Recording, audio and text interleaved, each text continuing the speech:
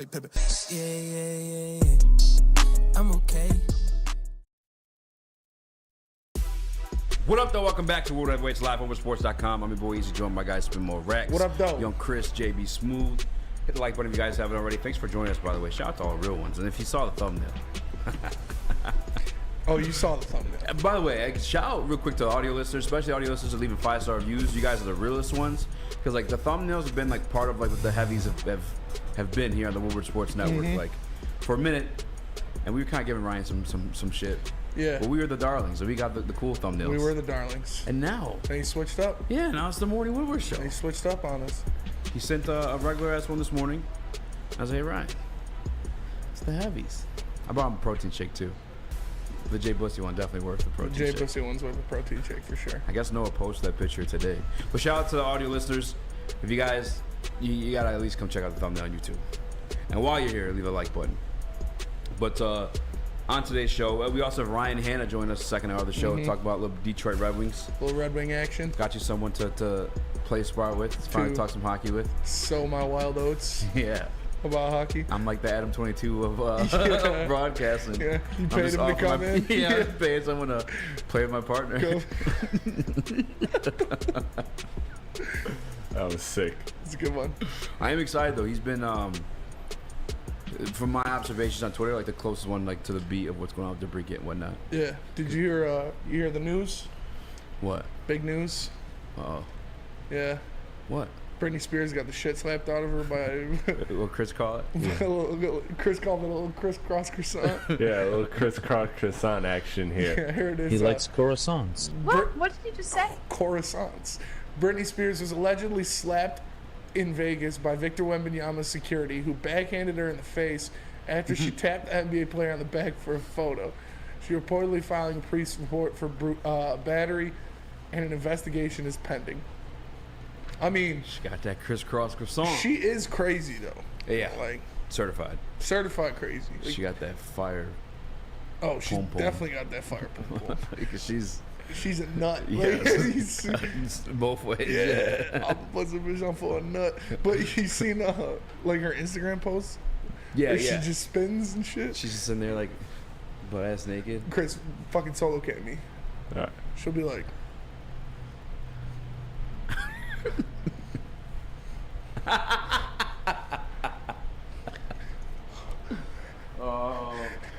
What's more to our audio listeners? Spinny's just 5 joking and stars. gyrating, pulling his tits out. that's what she does. Go look at Britney Spears' Instagram. It's scary. It's interesting. It's It like is a scary. horror movie. It really is like a horror movie because like the way you did it, like dead in the face, that's how it is too. Literally. That's terrifying. Oh, it's interesting. I just it's just crazy. Like, I have a question though.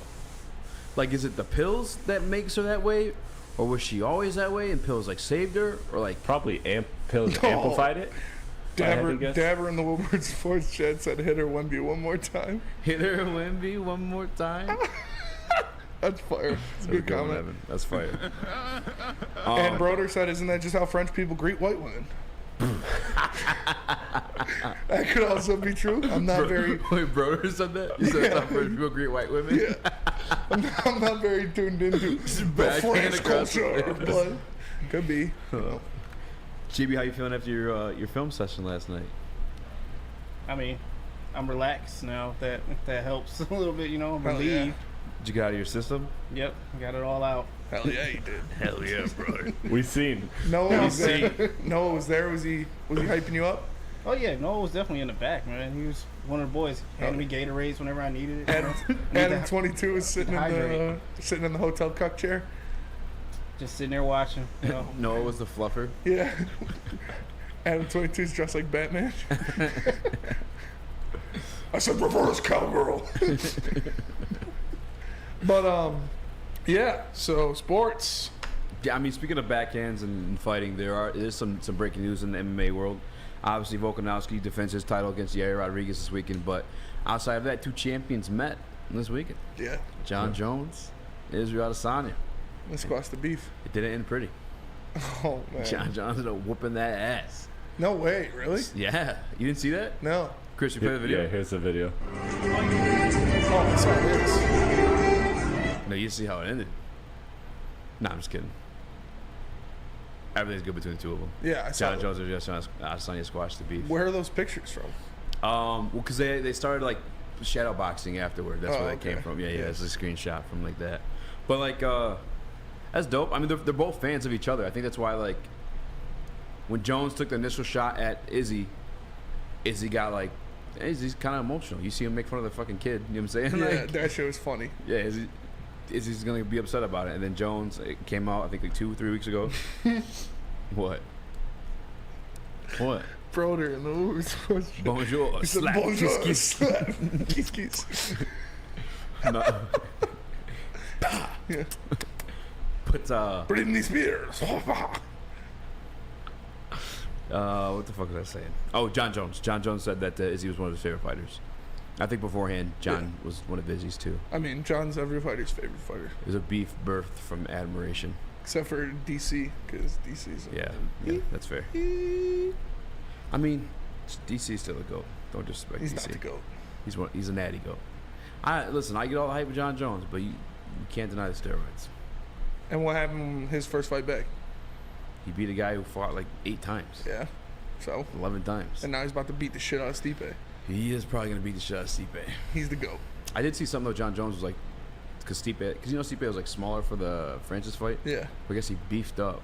John Jones was saying. All I know is when we had a UFC fighter on, he had the same top 3 as me, so. It's all right. That's fine. Yeah. I taken the fact steroids. Like there's no denying what John Jones did. Everybody's on steroids. But he did them on steroids. Everybody want to be a dope boy. Everybody want to be a coke boy. Everybody got a chopper. You have another video of Jalen Green. We actually saw No, this. I You're didn't. new to this. I didn't put it in. Oh, you didn't put it in? No, Oh, but okay. yeah, Jalen Green got again. Got again. He's got 2 videos out there, him humping dudes. And I mean, it's just par for the course at this point. Those are probably the only 2. I swear there isn't Only any 2 more. times. I'm actually definitely about to send you something, Chris, of Jalen Green. We continue talking about your admiration for him, Spinny. Yeah, I think he's just very brave. It's He's very he waited until after June was over to let these come out, so it wasn't just a propaganda scam. Yeah. He wasn't just doing it for the clout. It's authentic. Yeah, it's authentic. It's how he actually feels. So I'm not mad at him. It's sending. Oh, I didn't know. I thought it was solo cam. Yeah. Oh. I'm like, oh, man. He's holding it for cell reception. Can you hear me now? What? That's a solo cam moment. Yeah. Oh, that is in Slack there if you want, Chris, because it's, All right, it's gotcha. Solo cam. yeah, go ahead. Yeah, solo cam for this one if you want. I was on my phone. That's the difference. Keep the picture in, all right? Quit laughing. I got it. Oh shit! Sorry. That is you during commercial breaks, though. Literally, commercial breaks, this is Spinny. Bro, the best like when you do your light skin face. I forget to grab the multi-course where you're like trying to tuck away the I'm going too far. But it's a picture of Jalen Green. Oh yeah, I'm grabbing And it. possibly his next victim. Who? You think Josh Christopher Fred Van Fleet? Yeah, you saw that? No. Oh, for real? Is that his next week? That's a really good guess then. Well, Yeah. I mean, It is Fred Van Fleet. Dylan Brooks. I don't know if Dylan Brooks plays that game. I don't know. You seen how he dressed for that one game? Oh yeah, he looked like the bad guy from Power Rangers. Fucking. I gotta refind that. Literally, the fucking. I don't even. His eyebrows are like up here, like squished and shit. Yeah, Dylan Brooks is a character. But here's Jalen Green staring at Fred Van Fleet. 'Cause No he way. May or may not be his next victim. All right, look at this. Or dog. maybe. Look at that. I should have sent the regular. Yeah, one. zoom in on that, Chris. I got you. I just want you to What are look at they the way doing? they're holding the toy. They're playing, They're gonna use. playing tug of war over the toy. I don't know what they're. What's doing. I mean, Ime Udoka is their coach. Boom. Oh wow, yeah, he is enamored, Infatuated, one might say. infatuated. Yeah, he's like, damn, he cute as hell. Get you someone that looks at you like Jalen Green looks at Fred Van For Fleet. real. That ass though.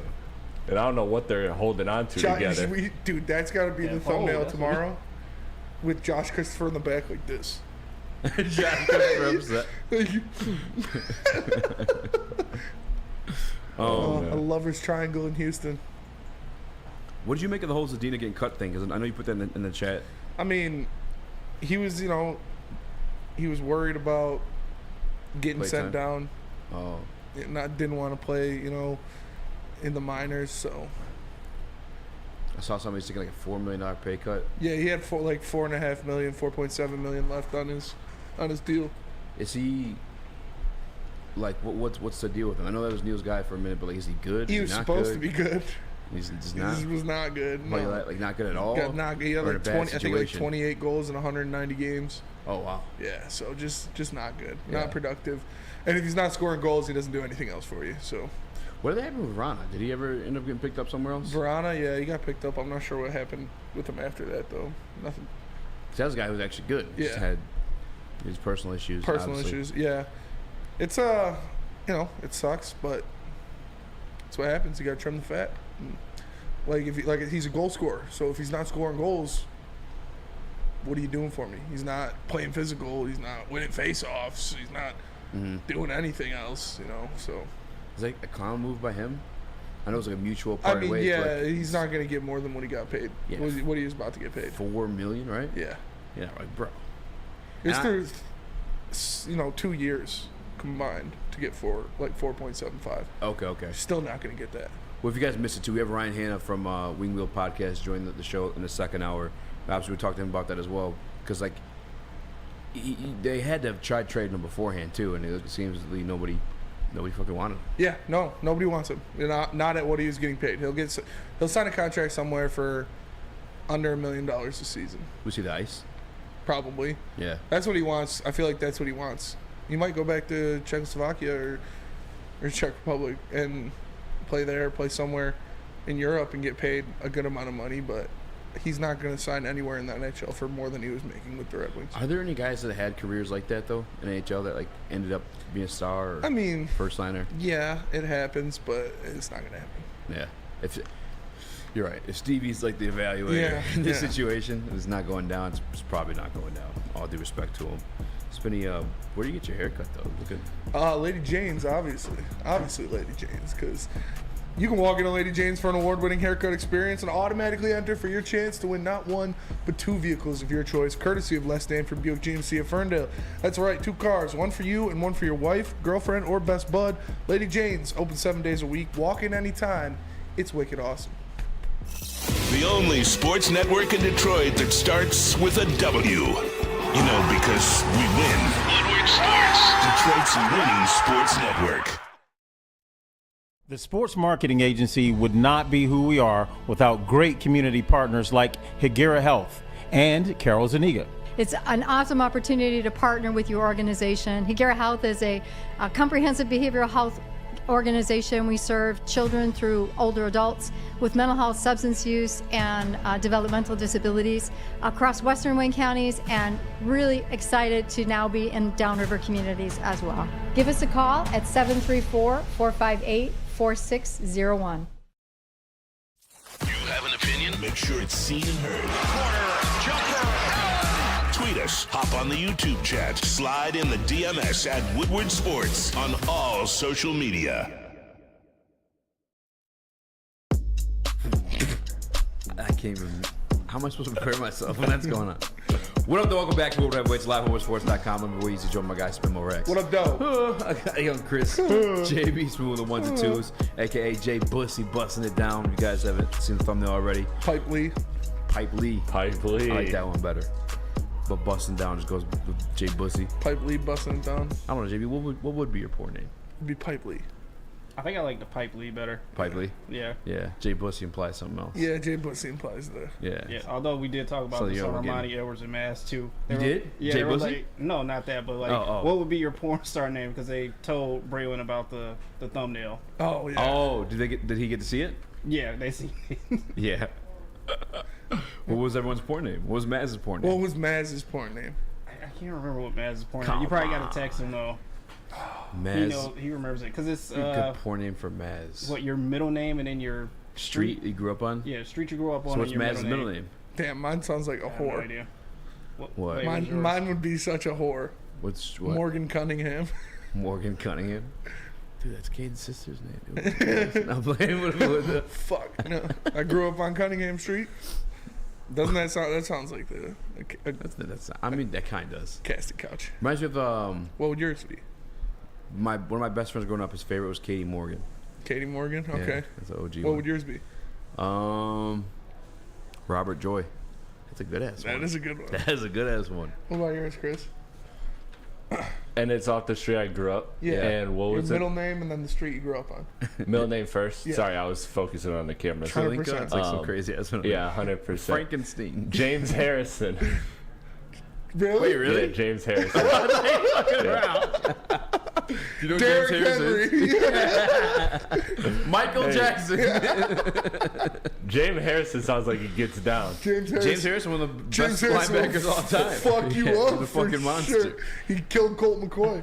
He kind of looks like the guy in the meme Yeah. with the With hammer. Yeah. Oh yeah. He does. So JB, what would yours be going on?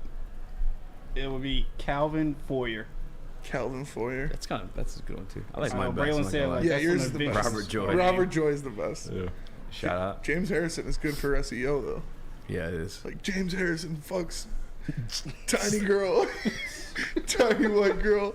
You get a bunch of clicks on that shit, and then it's just Chris. Everybody's like, "What the fuck?" Oh, I'm already here.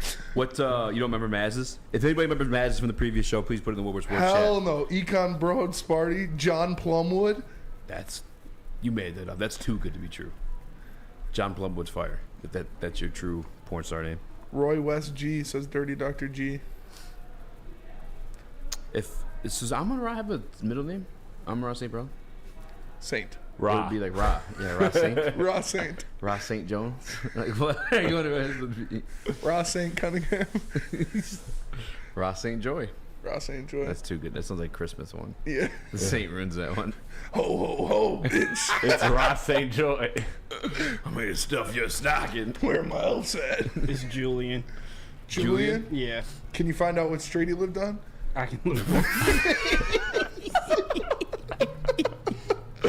So his name's Amon-Ra Julian St. Brown. What was his favorite? Keith, Tennessee. Keith Cole Powers, that's a Keith, good one. Tennessee is a good one. So is Cole Powers. Albert Woodward was Maz's porn name. Hell He yeah. didn't grow up in Woodward. He's from fucking New York. Yeah. Whatever.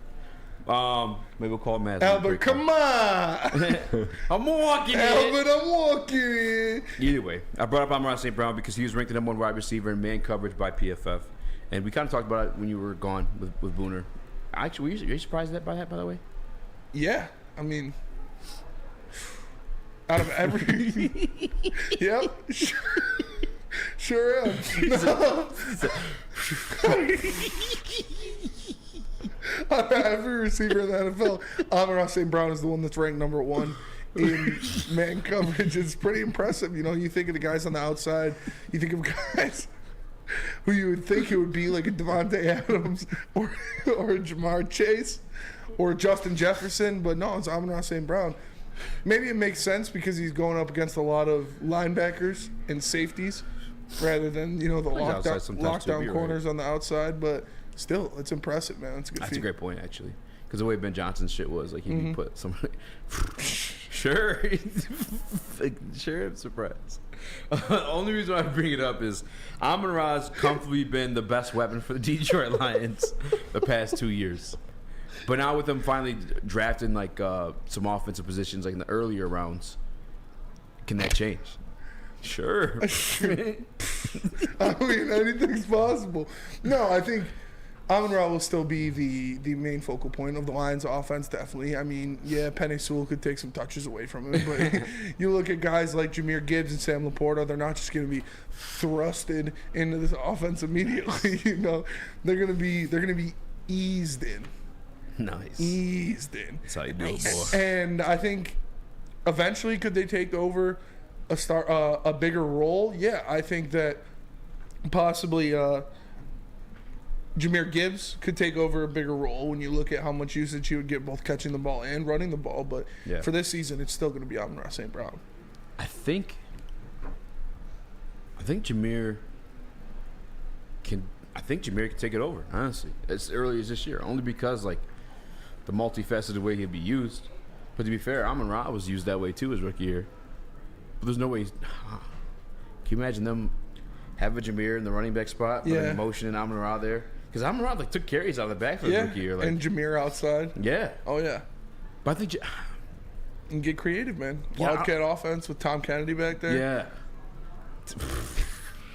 Fucking fullback. I mean, he's got a touchdown pass. JB, is Amon-Ra still going to be the Detroit Lions' #1 weapon this season?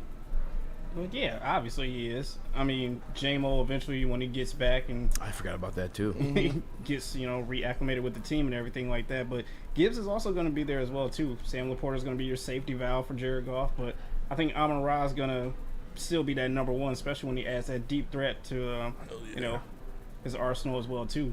I don't think, even with J-Mo back, he's not going to be the #1 option in this He's not offense. in sync with Jared Goff. He's not in sync with Jared Goff. The offense isn't built for a deep threat guy to be your #1 option. He's going to be the guy that, he might make the biggest plays, but it's still the offense is going to be run through underneath routes and short routes, things like that. So Amon-Ra St. Brown, Jahmyr Gibbs, that's where those guys come in. And I could see Jahmyr Gibbs being the one to eventually take over the throne just because of what he can do out of the backfield as well when running the ball and receiving the ball. But it's definitely going to be Amon-Ra St. Brown next year. Amon-Ra Julian St. Brown next year. That's a dog-ass middle name. That guy's got fucking best names. Do you know the Saint was just added because the dad wanted to be cooler? They wanted to be, that's gangster as fuck. Like, I'm going to throw a Saint My in son's just a to make it Saint cooler. now. Yeah. I mean, do you want his real full name? Yeah. Drop the government. And the last 4 of his social, if you don't mind. Yeah. If I had it, I would. It's Amon-Ra Julian Hiru J. St. Brown. Wow. He's got 2 middle Haru? names. Yeah, 2 middle names. Yeah, I guess. Haru. Damn, I feel like Haru J. Joy. He grew up in Compton, but it doesn't say what street. You're looking up what street you grew up on. Haru J. Inglewood. Haru J. Inglewood. Yeah. Julian Inglewood. Julian Haruje. That's a name by itself. Julian Inglewood would be better. I feel like I did my son a disservice just by giving him Bryson. What's his Yeah. middle name? Andrew. Yeah. That's for my cousin that passed away. Yeah. Andrew Haruje. Yeah, give him another one. Bryson Andrew Haruje. Make his last name Saint Zerkis. Yeah, that'd be kind of sick. That would be actually. dope. That sounds Add like it now before you realize Yeah, it's it's man. true. Honestly, yeah. He already knows his first and last, though. That's how he introduces himself. And people are like, what's your name? He just gives them the full government. Oh, yeah. It's whatever. Chris, you think Amon-Ra St. Brown be supplanted as the #1 weapon of Detroit Lions this year? Absolutely, because Jared Goff can't throw deep, as Spencer professionally said. What? What?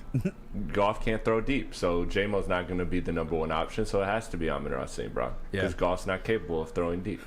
As Why'd you say professionally? Yeah. Because he did. He was like, it's going to be a lot of intermediate under routes, and it's just like, just say it, man. Goff can't throw deep. That's fine. Yeah. No, that's just how the offense is based. Oh, shit. They're talking about Goff right now. Who's Who an is an underrated MVP You candidate? see #1? Jared Goff, currently on a live vote on, is this Fox? The rally. Yeah. The rally, 23% came in second place. Behind Was that Dak? Justin Fields. Justin Fields? 38%. Jesus. All right. Jared Goff, Dark Horse MVP. What's Jared Goff's middle name? And where did he grow up? Thomas. I can find it. Yeah. You knew Jared that. Thomas Goff. Yeah. To the Say his name. to what's his name getting a vote over Jared Goff though, or on the live vote wherever the rally is? Oh, Goff's now 19%. Trevor Lawrence 19%. Tua 19%. How Justin is Fields 43%. Justin Fields 43% and Trevor Lawrence 19%? That doesn't make sense. Yeah, that doesn't make sense. How is Trevor Lawrence now up 20? I feel like we're doing a election, Yeah. a live election. The votes are still coming in, but some of the polls are out. Let's check in with Delaware. Connecticut has Goff up at 21%. How is Goff getting over? Listen, I'm gonna calm down. Let it out. How is he getting votes over Trevor Lawrence? Did you see Trevor Lawrence's numbers last year? Yeah. But plus the plays he made? Yep. Plus there's like the running numbers that go along with that? Mm-hmm. Listen, I know Lions fans roll strong. That's 100% what that is, because that makes no fucking sense. I'm not. I feel fucking psycho. The Booner Sports Show says Fields doesn't belong in that conversation. The unfortunate truth is, though, Justin Fields received the MVP vote last year. Yeah, he did. So if the Bears, that was with them having the #1 overall pick in the draft, like the worst record in all of NFL and all of football, and he still got an MVP vote. If they have a 7 to 8 win season, he's gonna get even more. Oh yeah. Unfortunately, I don't think he deserves them. But No, I don't either. no But shots at him, but it was Adam Rank. Adam Rank for sure. Adam was the Rank one who voted for voted him. for Justin Fields. Trevor Lawrence now at 22% though. I mean, impressive. Whatever. Go Jared Goff. I just don't get it. I don't get it I either. don't fucking get it. You guys will see the walls wobble when they come out of his hand. Well, I mean, dude, like Matt Ryan's MVP season was not anything that that He had like Jared 5,000 Goff. yards though, Yeah, and Julio Jones is going crazy too. But I'm with you. Matt Ryan's it's not the anything prettiest. that Jared Goff can't accomplish. Like if he, No, he's not. No, he's not doing that. you think that's impossible for him to do? Yes. Really? Yes. I mean, listen, I don't think Matt Ryan's all that. I never thought Matt Ryan was all that. I've always had a personal bias. The same way I look at Jared Goff is how I looked at Matt Ryan for a lot of his career, but I do think Matt Ryan had a little bit more arm talent to go with it. You think it would be just unthinkable for Jared Goff to go for 4,944 yards, That was it. 38 touchdowns, and 7 interceptions? It was only 4,900 yards. Yes. I'm still going to say yeah. I mean, I know he did it last year. Did we expect him to do it last year? No. Did you expect him to do it again? No. Well, then yeah. It's But I don't think it's unthinkable. Like, oh, well, I could think it, sure. if you can think it, you can do it. Easy's mad. More people believe in his QB than that.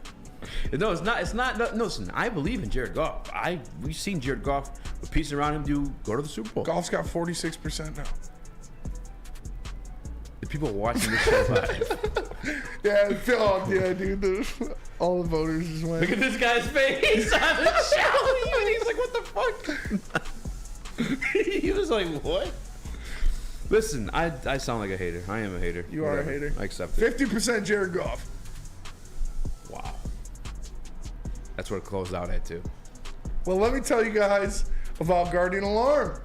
I don't know why, but Guardian Alarm customized solutions from real experts.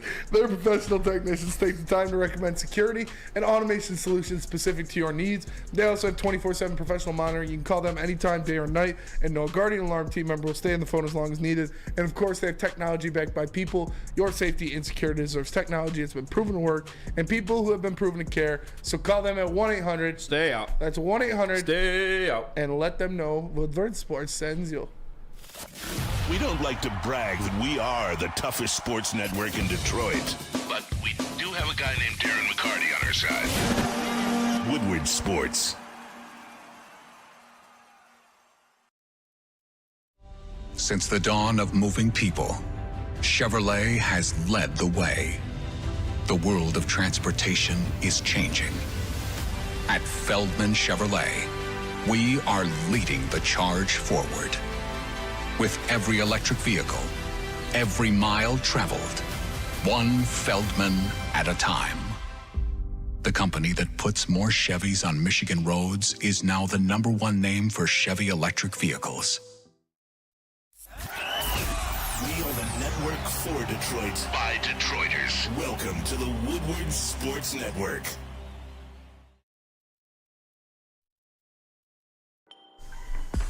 What up, though? Welcome back to Woodward Heavyweights. Live on WoodwardSports.com. I'm your boy Easy. That's my guy, Spin More Racks. What up, though? I'm gonna JB Google Morgan Smooth, Young Cunningham. Chris. and see what comes up. By the way, guys, porn is not allowed on Threads.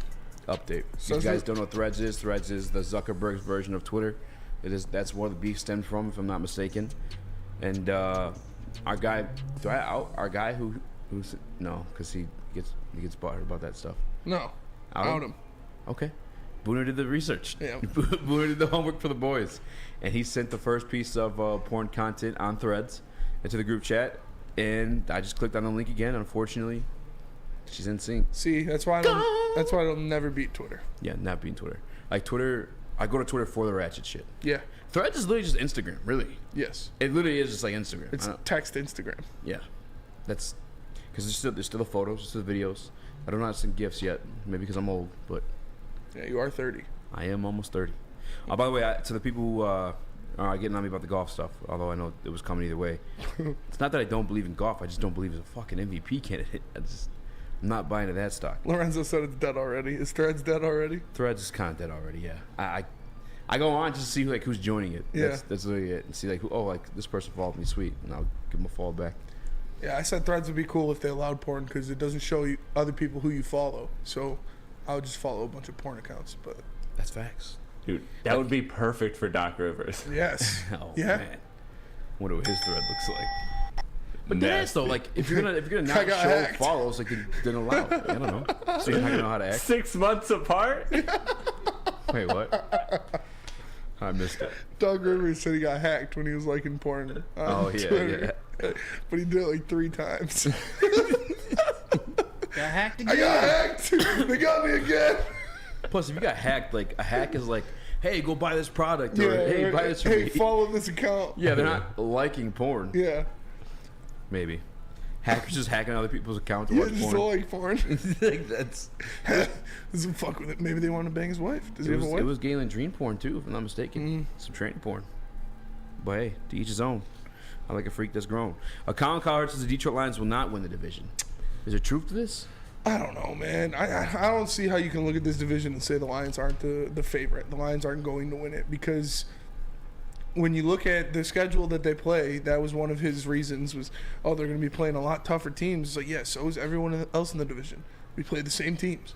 Yeah, literally. We play the same exact fucking teams. teams. So if I don't know, it doesn't make sense to me when you look at how they finished in the division last year, all the upgrades they made on this roster, the weapons they brought in, the defensive adjustments they made at the end of the season, and then bringing in high-quality defensive backfield pieces. I don't know how you can look at this situation, this division as a whole, and not say the Lions are the favorite.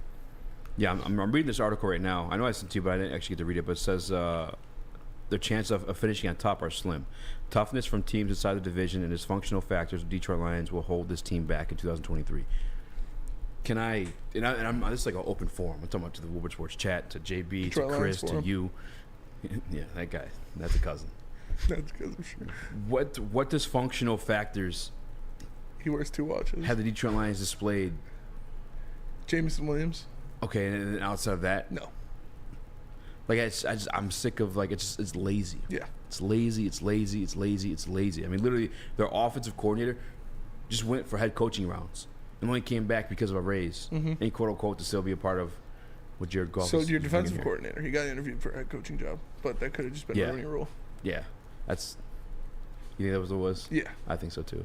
A little bit. I mean, he did turn the defense around, and maybe after this year, because he actually has some pieces to work with. Yeah. Guy's second year, in the league and both in the system, so we'll see about that. But that's just lazy journalism.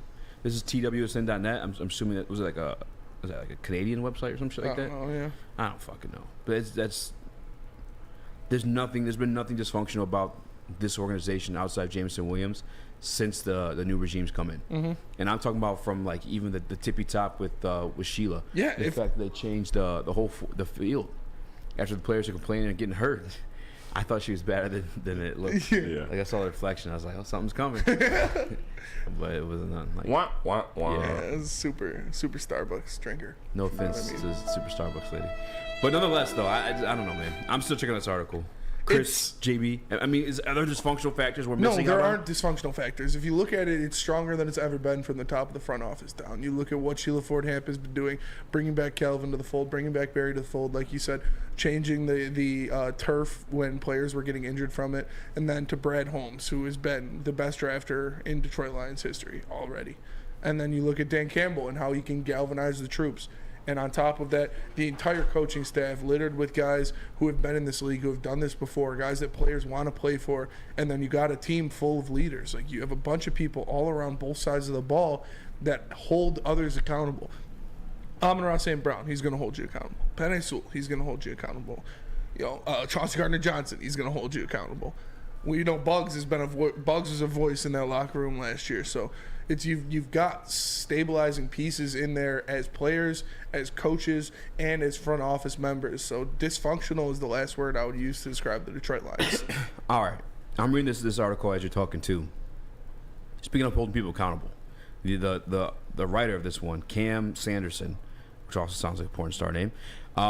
We're gonna hold him accountable. I'm gonna reach out to Cam and hopefully get him on the show, because what the fuck is this? This is crazy. He mentions in the second paragraph, the cornerback room got worse. Yeah, That's what. For starters, the Lions' defense was one of the worst in the leagues last season. They allowed the most yards per game and finished 28th in points allowed. The cornerback room. The secondary was and still is weak. They signed C.J. Gardner-Johnson to a 1-year deal and drafted Brian Branch in the second round, so they should find improvement in the safety room, but the cornerback room is a mess.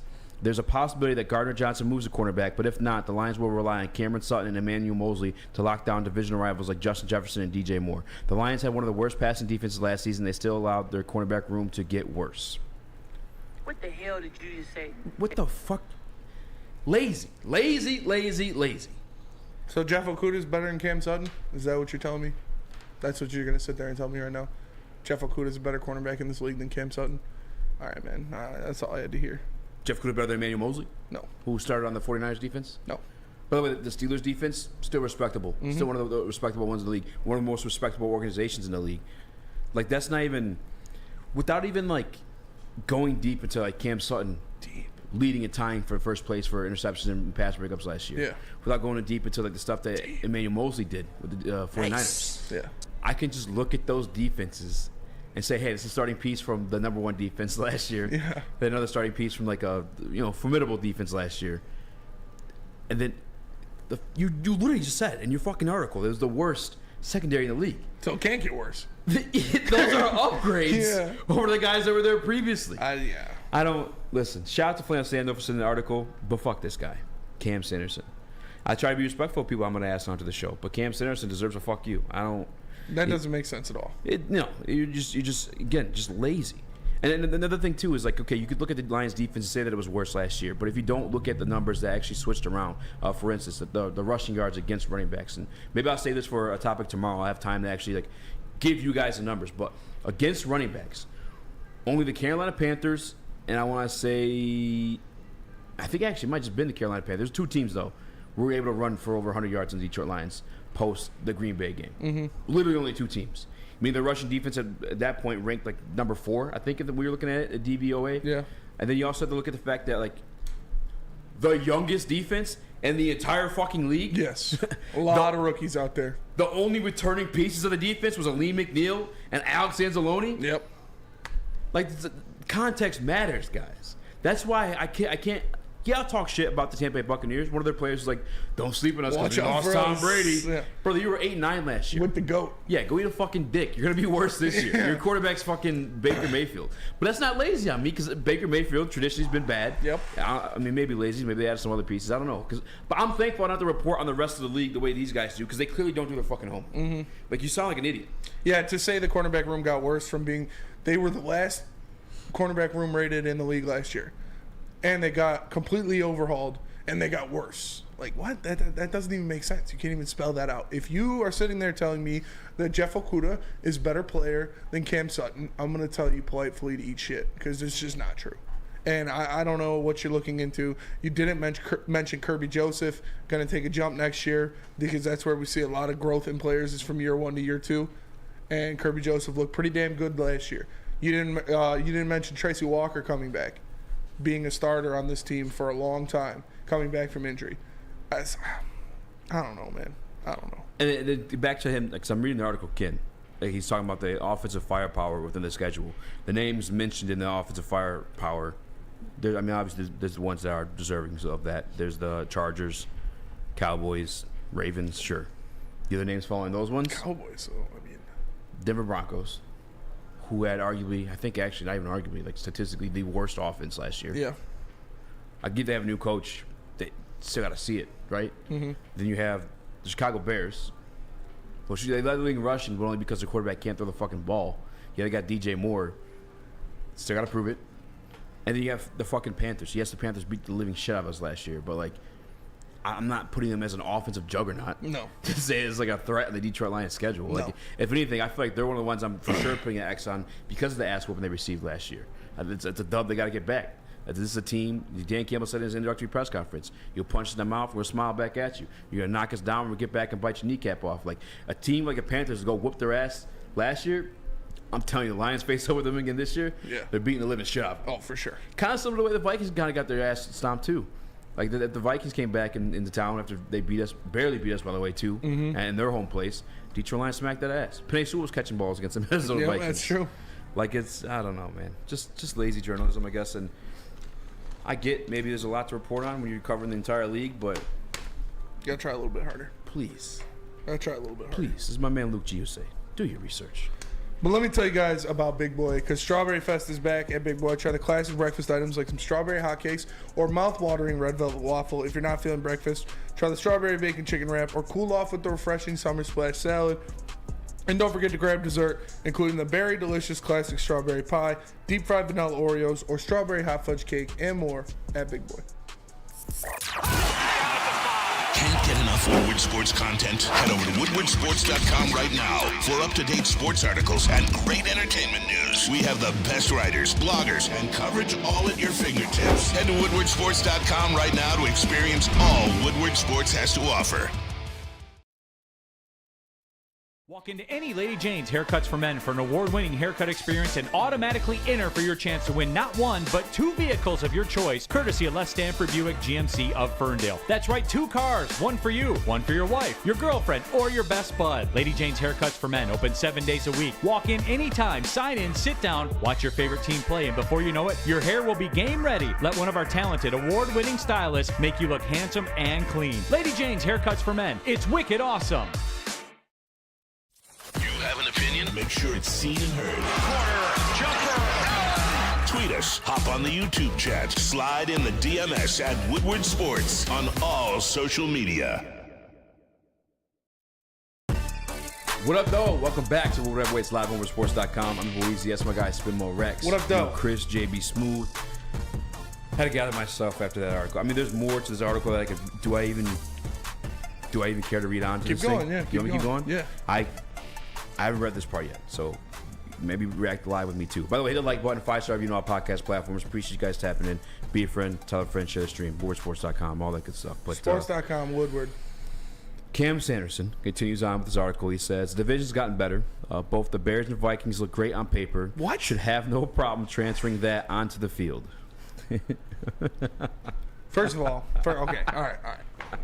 I mean, the Bears I'm with a little The bit. Bears got better. Yeah, Sure. Bears got How better the for fuck sure. did the Vikings get better? Thank you. They lost 7 starters. They lost some of the most important players on their team. They lost a bunch of guys that contributed to their 11 single-score victories last year.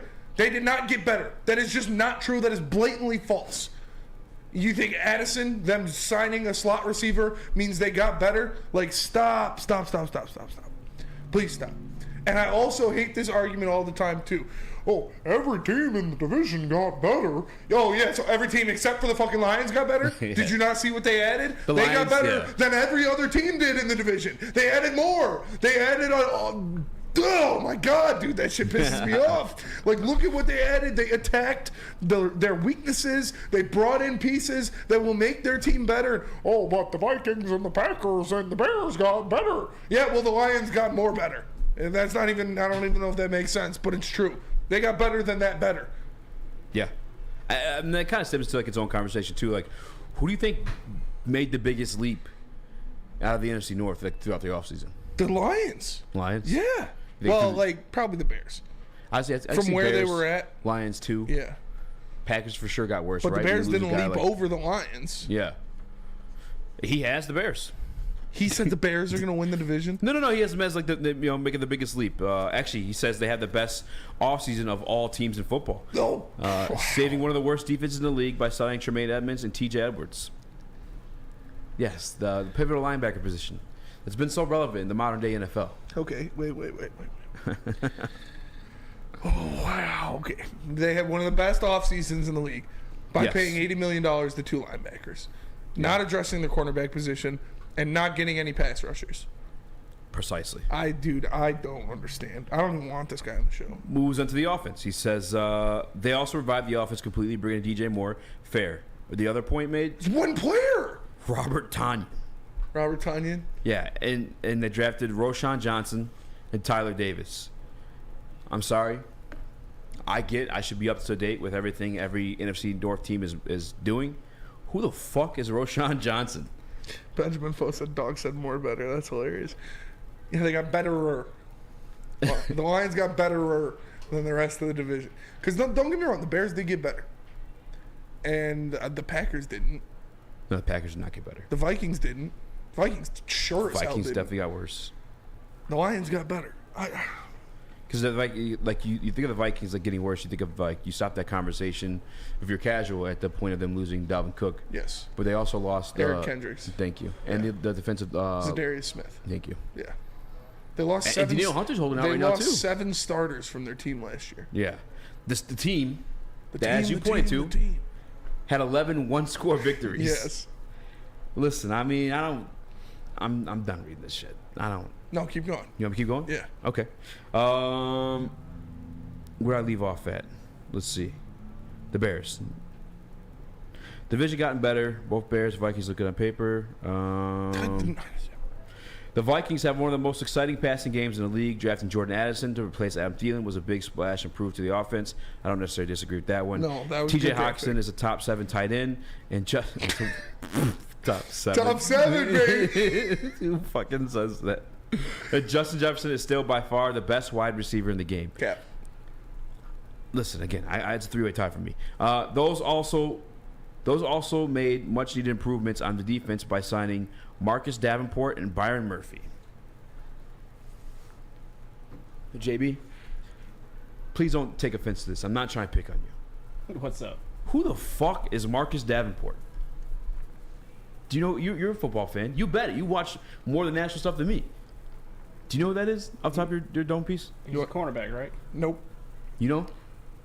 I just looked him up, but he played for the Saints. Yeah, he did play for the defensive end. Saints. Defensive end? Yeah. Thank you. So that's a great fucking head signing. All right. You want to hear his season last year? Yeah. Last year, he in 15 games played, half a sack, 29 tackles. Wow. Yeah, 8 QB hits. They also made much needed improvements on the defense by signing Marcus Davenport, who had half a fucking sack in 15 games. Yep. Great numbers. Wow. All right. He did have 9 sacks in 11 games in 2021. There's that. We have fucking Julian Aquara, who did the same. But that was the most he's ever had in his career. How about Byron Murphy? Byron Murphy. I'm pretty sure he's a cornerback. I think he's a cornerback from too. the Dolphins. Yeah. I know who Byron Murphy is. Yeah, that name sounds familiar. Okay, Mekhi Blackman. Never heard of him. Nope. Byron Murphy. Come on, guys. He played for the Cardinals. Secondary? Yeah. Are you talking about the wrestler Malachi Black? Probably. Those were much needed improvements to the Minnesota Vikings defense.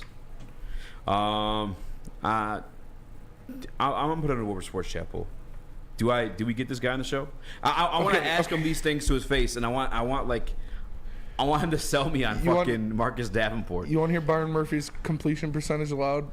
Yeah. Every year in his career? What is it? 69.6%, 65.4%, 65.3%, and 63.8%. Nice. Yeah. Jeb Large makes a good point too. The Bears still have a gaping hole in their offensive line. Broder, I actually think Green Bay is strategically tanking. Roshan Johnson was Bijan's backup at Texas. Yeah, he was. Yeah. Ronan 99's got on the spot. It's a Lions hater. That's literally all it is. It's yeah. I'm gonna Cam Sanderson, TWSN. Were you gonna say, Spinny? I don't know. I don't understand.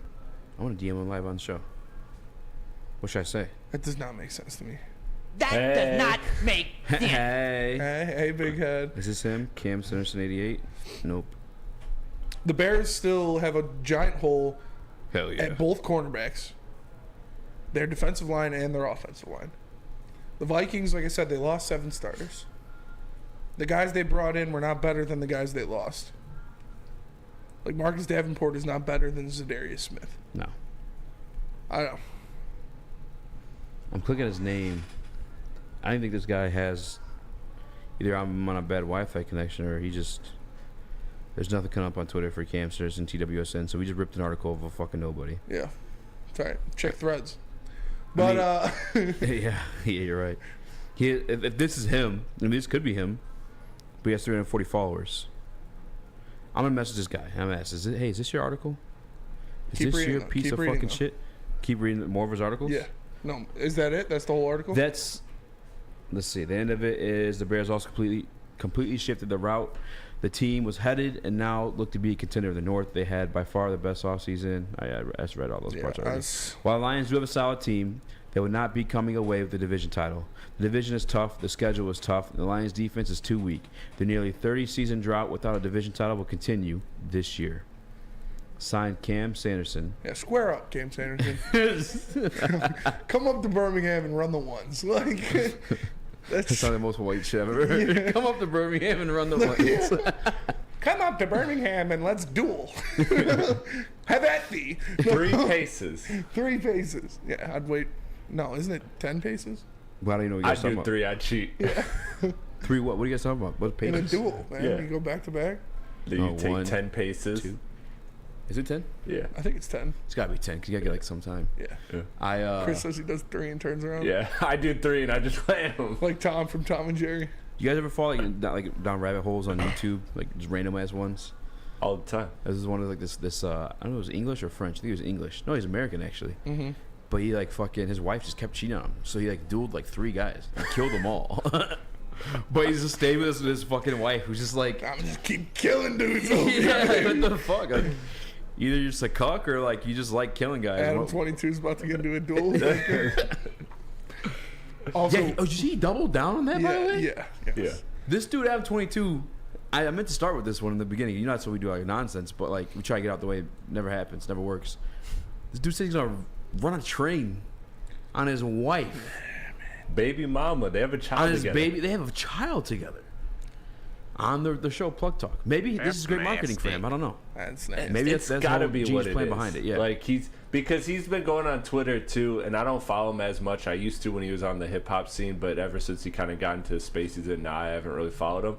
But I've been seeing on Twitter, he's been like quoting like all the best insults at him, and been like, "I'm calling my lawyer right now," or "See you in court, buddy," or stuff like that. So he's trolling. He's playing into it. You know, he's probably just throwing out a bunch of outlandish things out there to just keep people talking about him, I guess. It's 100% what he's doing, because now I'm thinking about it too, like I remember there was like one of the guys who like on his show quit because like it's all clickbait. So he took like some personal news that he gave him about his mom being in the hospital or passing away or some shit like that. He made like a fucking like he clipped it and made like a video like, "Oh, mom's dying." Like, dude, that's scummy. yeah, bro. Like, that's scummy as fuck.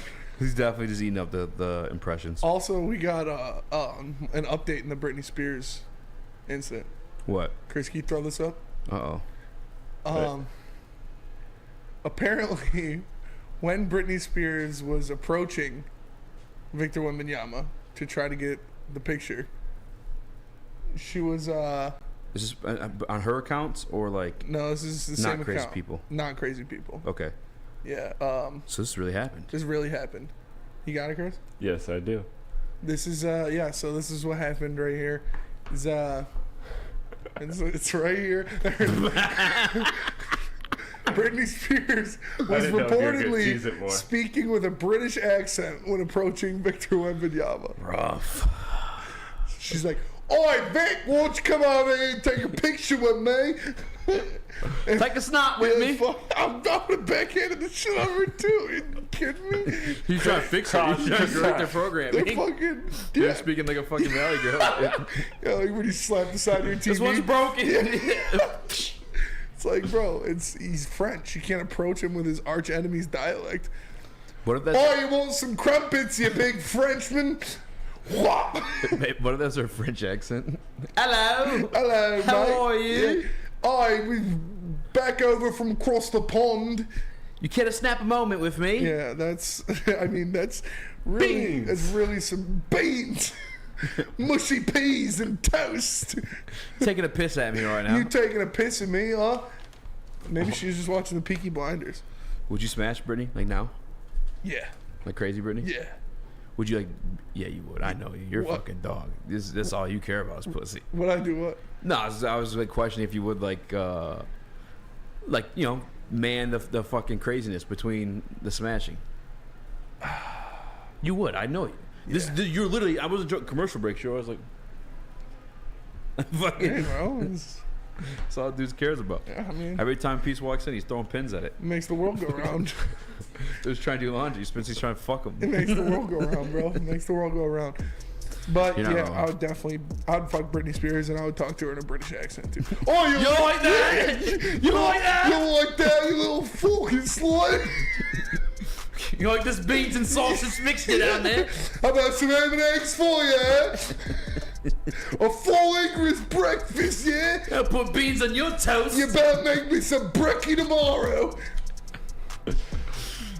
Tell us about SMA. SMA! Perfect timing. Brittany, we got the place for you because SMA, or the Sports Marketing Agency, helps spread awareness about mental health and substance abuse. Their new podcast, This is the S Word, helps fight the stigma about seeking help. So if you or somebody you know is struggling, head to thesportsma.com and get the help you deserve. Britney Spears. Love Woodward Sports? Love wearing clothes? Then you should be wearing Woodward Sports clothes. Check out our full line of merch at woodwardsports.com. Just click on shop. We have all your favorite designs, like Dan Campbell kneecaps, Woodward golf, and of course, our own logoed out merchandise. Men, women, infants, kids, all love Woodward Sports. Impress your friends. Impress your boss. Impress your dog. Buy Woodward Sports merch today.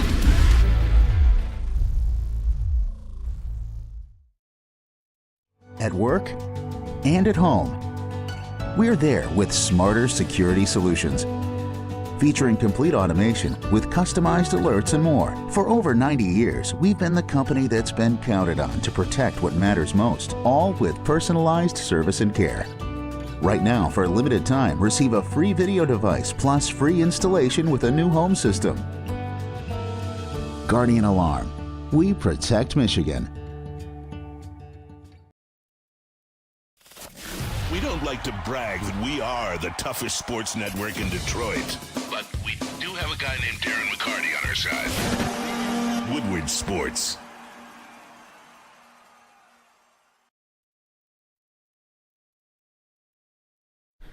Play, practice, and party at 5 Iron Golf, coming this July to Detroit, located inside the Cambria Hotel. Downtown's newest sports bar has 13 TrackMan simulators, certified instructors, and a full bar and restaurant. Mention promo code Woodward at checkout for 50% off your first visit, and visit 5irongolf.com to tee up good times, cheerio. That is 5irongolf.com, cheerio.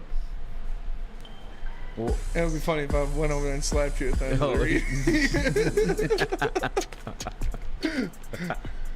What up, though? Welcome back to the World Heavyweights Live at WoodwardSports.com. I'm your boy Easy. That's my guy Spin More Rex, Young Chris, JB Smooth. Appreciate you guys joining us for the off season. We know things can get pretty dry. Can get bloody tough. Bloody tough. Like a smack from a Frenchman. That's why we end up talking about porn with Adam 22. Yeah, Adam 22 and Britney Britney Spears. All that other good stuff. But you did a show earlier today on BD. I did. With the fucking legendary Lindsey Hunter. Mm-hmm. I said legendary because people think, oh, he came off the bench. Well, he also was an interim head coach. Yep. Also worked within the front office. Like, yep. Lindsey's done, he's a scout. Mm-hmm. Like, every level of, like, professional basketball, at the highest level, he's done, which I think is all pretty cool. But you guys talking about football, Lindsey. You said Detroit Lions fans should be talking Super Bowl. What was your reaction to that? I literally did that. I was like, oh, man, I don't know about all that. But yeah, he thinks Lions fans should be talking Super Bowl. He thinks Lions fans should be thinking Super Bowl because if Lions fans, he thinks like if how you felt at the end of the year last year, to where like at the end of the year we were confident that they could like beat anybody, almost anybody, but like they could go up against and hang and bang with anybody in the league. And so since they got better, he still thinks you should keep that same energy per se and even bump it up to the next level, and you should be talking Super Bowls. Because if not, you're going to get complacent with just being good, with just having winning seasons and not really, not really aspire to anything else. I don't necessarily disagree. From a fan's perspective, I think these motherfuckers are always talking Super Bowl. I mean, they got Jared Goff winning the goddamn MVP. I don't think that's actually, ask Lindsey that tomorrow. The Jared Goff MVP talk. Let him know what the rally, whatever it is, had him 51% as the favorite underdog to win MVP. But I think especially in the organization, that's what you're aiming for. I wonder how they're talking about it this offseason. I'm sure like we've A heard lot of speak them of are it. mentioned in Super Bowl. Yeah. I've heard multiple Lions say Super Bowl. I mean, they have pieces on this team now that have already gone through and won a playoff game. I'm talking CJ, GJ, Cam Sutton, Mosley. These even played in the Super Bowl, been a part of a Super Bowl team. Not a winning team, obviously, but one that's been there. So, yeah, I mean, I think that does change the attitude within the locker room. And as the fan base is always going to talk Super Bowl. But I truly think, within this locker room, they're thinking about it, you know. It maybe may feel surreal to them, but now when you surround yourself with veteran pieces that have actually been there and walked the walk, it does become a little bit more real because they've seen similar situations that they can relate to. Say, okay, you know, back when I was with the 49ers, we did this, or we had a situation like this. Yeah, you're just as good as some of the guys I played with over there and went to the Super Bowl. Same thing with CJ, GJ, you know, going through the Eagles experience. Yeah, there's a lot of similarities here built up with just young. They don't realize how good they are. He literally said that about Kirby Joseph. This guy doesn't realize how good he is yet. So maybe a little too soon to talk the Super Bowl, but like when you start infecting your locker room with guys that actually have rings, the guys that are also still young and chasing off like their name and to get the rings, because Mosley, Sutton, still guys, even Gardner Johnson still fell short of the Super Bowl. I think you're allowed to start speaking about it. See, for me, I kind of want to pump the brakes a little bit on Super Bowl talk. I'm not ready for that yet. Yeah, that'd be nice expectations to have. Yeah, that's how you got to think. Like, we can beat anybody, but realistically, I want to win a playoff game first. Because, like, you look at if the Red Wings were in the same spot or the Pistons were in the same spot as the Lions right now, where they're coming off a good season, added some great pieces, ready to go, it'd be more believable for those teams. For the Pistons and the Red Wings to think championship. Because in my lifetime, I've seen the Pistons win a championship. I've been to a parade. In my lifetime, I've seen the Red Wings win a championship, multiple championships. I've been to multiple parades. I haven't seen the Lions win a playoff game in my lifetime. Like, it's tough for me to be like, no, we could do it. We could do it. I've never seen them win a playoff game before. So I'd like to start there before I go fully, JB, and I'm saying that they're going to win the Super Bowl. Like, it's a big stretch to ask a team, to go from not making the playoffs to winning the Super Bowl. Only the plug stretch. Yeah. Some might say. Like JB. Nice. Like a JB stretch. JB stretched her. Nasty tweets from Adam22 as well. Like, they found some tweets of like, my wife's finally not stretched out from BBC like type stuff. They found those type of tweets. Like, they dug them up. Chris, we're talking football right now. I know. Sick fuck. I just remembered that because Spencer said stretched out. Jesus Christ, bro. And that woman is a wife and a mother. That woman is a mom. That woman's a mother. Bro, how do I turn this back into the football conversation? Fun fact. Interesting factoid. We're trying to talk football and championships here, and Chris just comes in, BBC. It's like, all right. Well, DNC, though, is kind of with you, too. He says, I think Super Bowl thing is next year or the year after. Not there yet. NFC Championship is acceptable, more realistic. I don't think he's necessarily wrong with like the expectations of this team. Yeah. But like I said, fans are gonna say what they say regardless, no matter what. Like But Lindsey's also coming from a different pedigree too. Like Lindsey's a 49ers Lindsey fan. comes from They're one of the better organizations of like throughout the history of football. They're not the Steelers or like but they've always consistently been good. They're up there, dude. Think about it. In just my lifetime. Like I know they won all the Super Bowls with Steve Young and Joe Montana. Thank you. And who's the receiver? Help me out. Jerry Rice. They fucking Terrell Owens over there too. Yeah. But they've had that experience right before us. Through our lifetime, we've seen them be shitty, and then be really, really good with Jim Harbaugh.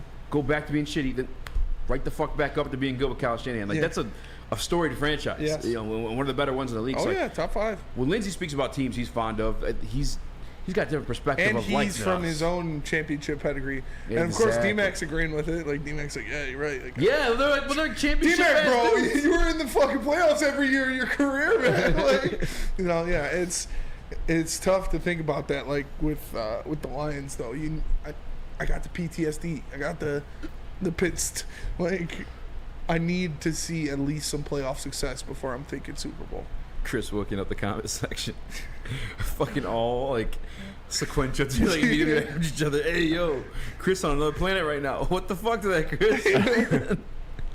Hey, I'm not gonna lie. I thought when Spencer was making that reference, I thought you guys were gonna go back down that rabbit hole for a second. No, so you were the only one trying to go back down You that rabbit open hole. the door. I did. Speaking of double, I wrote some recent tweets. But no, someone's got to start. I think realistically though, for the Detroit Lions, you can stop the expectations at the NFC Championship.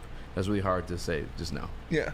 Sorry. You could stop your expectations at the NFC Championship. Like it's fair to, I guess, stop your expectations at the NFC Championship because like my expectations are to win a playoff game. Yeah. To win the division and win that's a playoff realistic. game. Like that's probably where it should be. Yes. But these are the guys that have Jared Goff winning MVPs. Like they're gonna. No offense, JB. Super Bowl is it? Yeah. Super Bowl's on the mind. It's gonna happen, I guess. JB, you waiting on this one? I'm just saying, what's wrong with having that aspiration of going to the Super Bowl? That is basically all NFL teams' main goal right now. No one goes into the season being like, hey, let's just improve on what we did last year and get a couple more wins. No, everyone's thinking Super Bowl. So I know you need to take baby steps, and which they're going to do. They're going to get that playoff win and then just build on that to that NFC Championship and then the Super Bowl. But still, I don't see anything wrong with Lions fans thinking that, hey, we should try and aim for the Super Bowl. That boy Roy 2.0 said Chris is thinking about his Wisconsin trip. DNT flashback to Wisconsin 23. That'd be sick if I abbreviated that. Wisconsin 2023, baby. Pride month. I mean, don't forget, Easy took off time too. Yeah, you did. I had one day off, Chris. You were gone for a week. That's true. And he came back sore. I was gone for. I did not come you back chilled at sore. Pickles and Brothers. Pickles and And Brothers. you left in the workplace. beginning of Pride Week. I was gone a day. And I came back with the proof of the baddie. I didn't see the proof. You didn't see the proof? No. Blind eyes could look at me and see the truth. One day if Stevie do. No, you did. I posted on my Instagram. Oh, yeah. That one. Okay. Round 2 was different story. She's all right, I guess. Sorry, JB. The Wisconsin comments over Sports Chat. You're good. I just don't think there's anything wrong with both the players and Lions fans having an idea of Super Bowl in the back of their head. Not to say like, hey, we're going and like stake that claim, but just to have that idea in the back of their head, I think that's fine. You're seriously thinking Super Bowl? Yeah. You bet money on it. Yeah, why not? Yeah, that's true. How much money did you put on it? I only put $20 on it, so. Oh, ain't bad. Yeah. I only put it's kind of steep for me, though. How much money did you put out? It was just $2,000. No big deal. Life savings. Yeah. I'll just put my house on it. It's I'm cool. down 20,000. NBD. For TS 95. Hashtag cancel Chris. We're just gonna have a normal conversation about football. Yeah, BBB stressed her out. She's just not returning. Jesus Christ, dude. Spencer.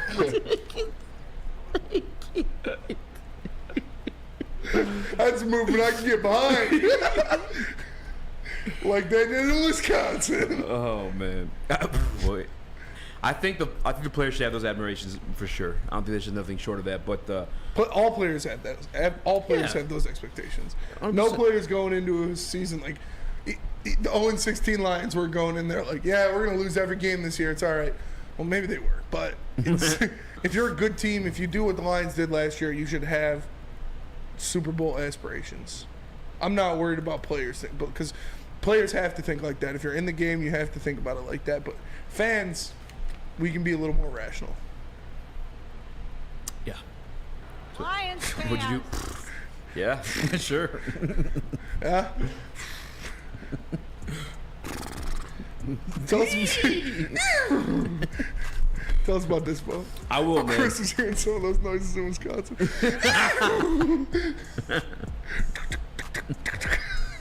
Wisconsin 23, baby. Wisconsin. Experience the true meaning of exceptional cannabis products with Dispo Dispensary. Indulge in the finest selection of cannabis curated with care. With over 10 locations, Dispo is never far away. Visit DispoShops.com today and unlock a world of endless possibilities in the realm of cannabis. That's Dispo, D-I-S-P-O, shops.com, your local cannabis plug.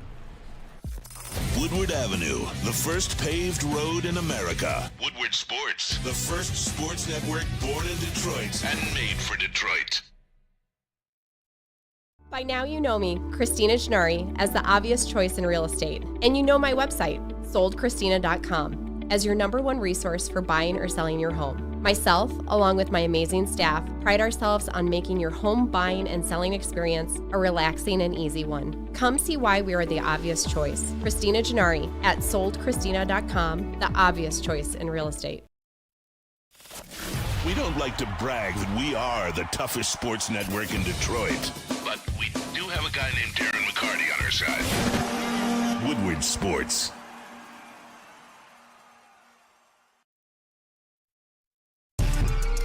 What up, though? Welcome back to Woodward Waits Live, WoodwardSports.com. I'm your boy, Easy Joe, my guy, Spin Mo Rex. JB Smooth, young Chris, what? No, Benjamin Foley on Woodward Sports Show said Chris 22 going wild. Chris 22. I can see Chris doing that. Hell no.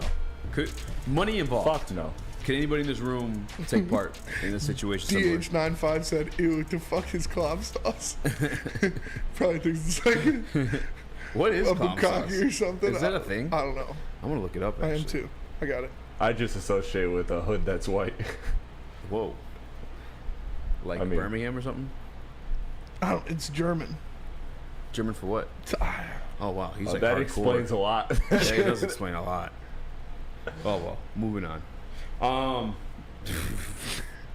don't want to be put on a list, so I'm gonna stop searching that. You and me. Subscribe to our newsletter. Yeah, just gonna keep me informed. What's going on? You and Matt got into it today. We didn't really get into it. What happened? You fucked my girl. Yeah, he came at me, bro. No, you had came up to me talking British, so I had my boy slap him. Crisscross croissant. Yeah. No, they were talking about Hall of Famers and potentially who could be Hall of Famers, and I was saying that Ndamukong Suh is a Hall of Famer, and Braylon didn't agree. Braylon said, we on the show? Yeah. No, I was. Oh, in the comment section? Yeah. Yeah. And I started talking shit about Babe Ruth, and that got mad. Matt's mad. I said Babe Ruth and Bill Russell. I was talking shit about them. Matt's is getting mad. But do you think Ndamukong Suh is a Hall of Famer? I have a bias when it comes to Ndamukong Suh. That's like one of my favorite players of all time. Another light-skinned round fella. I'm always going to root for them. Yeah, I was drafted here to Detroit. See him do amazing things his rookie year. I saw the best Detroit Lions season of my lifetime. All fell short of a playoff win with Ndamukong Suh on the roster. But then when you look at his resume after the fact, he then moves on to Miami, which they didn't do much. That was kind of a shit situation either way. Then from there he goes to L.A. They win a Super Bowl. They go to the Super Bowl, lose. Mm-hmm. Then he goes to Tampa Bay. They win a Super Bowl. Yep. Then I think goes back to the Eagles. Yep. Not back, but goes to the Eagles. They go to the Super Bowl. How is he not? How's Ndamukong Suh not a Hall of Famer? He's a 5-time All-Pro. He's a first-team All-Pro. He's a 5-time Pro Bowler. He's a Super Bowl champion. Like, that sounds like a Hall of Fame resume to me. Did he win Defensive Rookie of the Year too? Yes. I mean, here's another way of looking at it too, and this is gonna get kind of disrespectful, but like, if you're looking at it as like the impact of the game,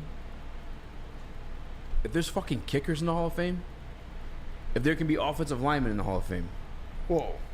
Well, I'm just saying, like, offensive linemen are pretty important to the game of football.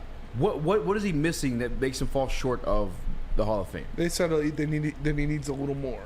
What? Said he had a good 5 years, but that's good 5 years. Yeah, brother, he was part of the fucking Rams team that was excellent too. Yeah, and then Tampa Bay defense that was fucking star-studded. Nobody's fucking with that team. Patrick Mahomes couldn't fuck with that team. Yep. And then the Eagles won the Super Bowl again too. Yeah, he's a big part of that.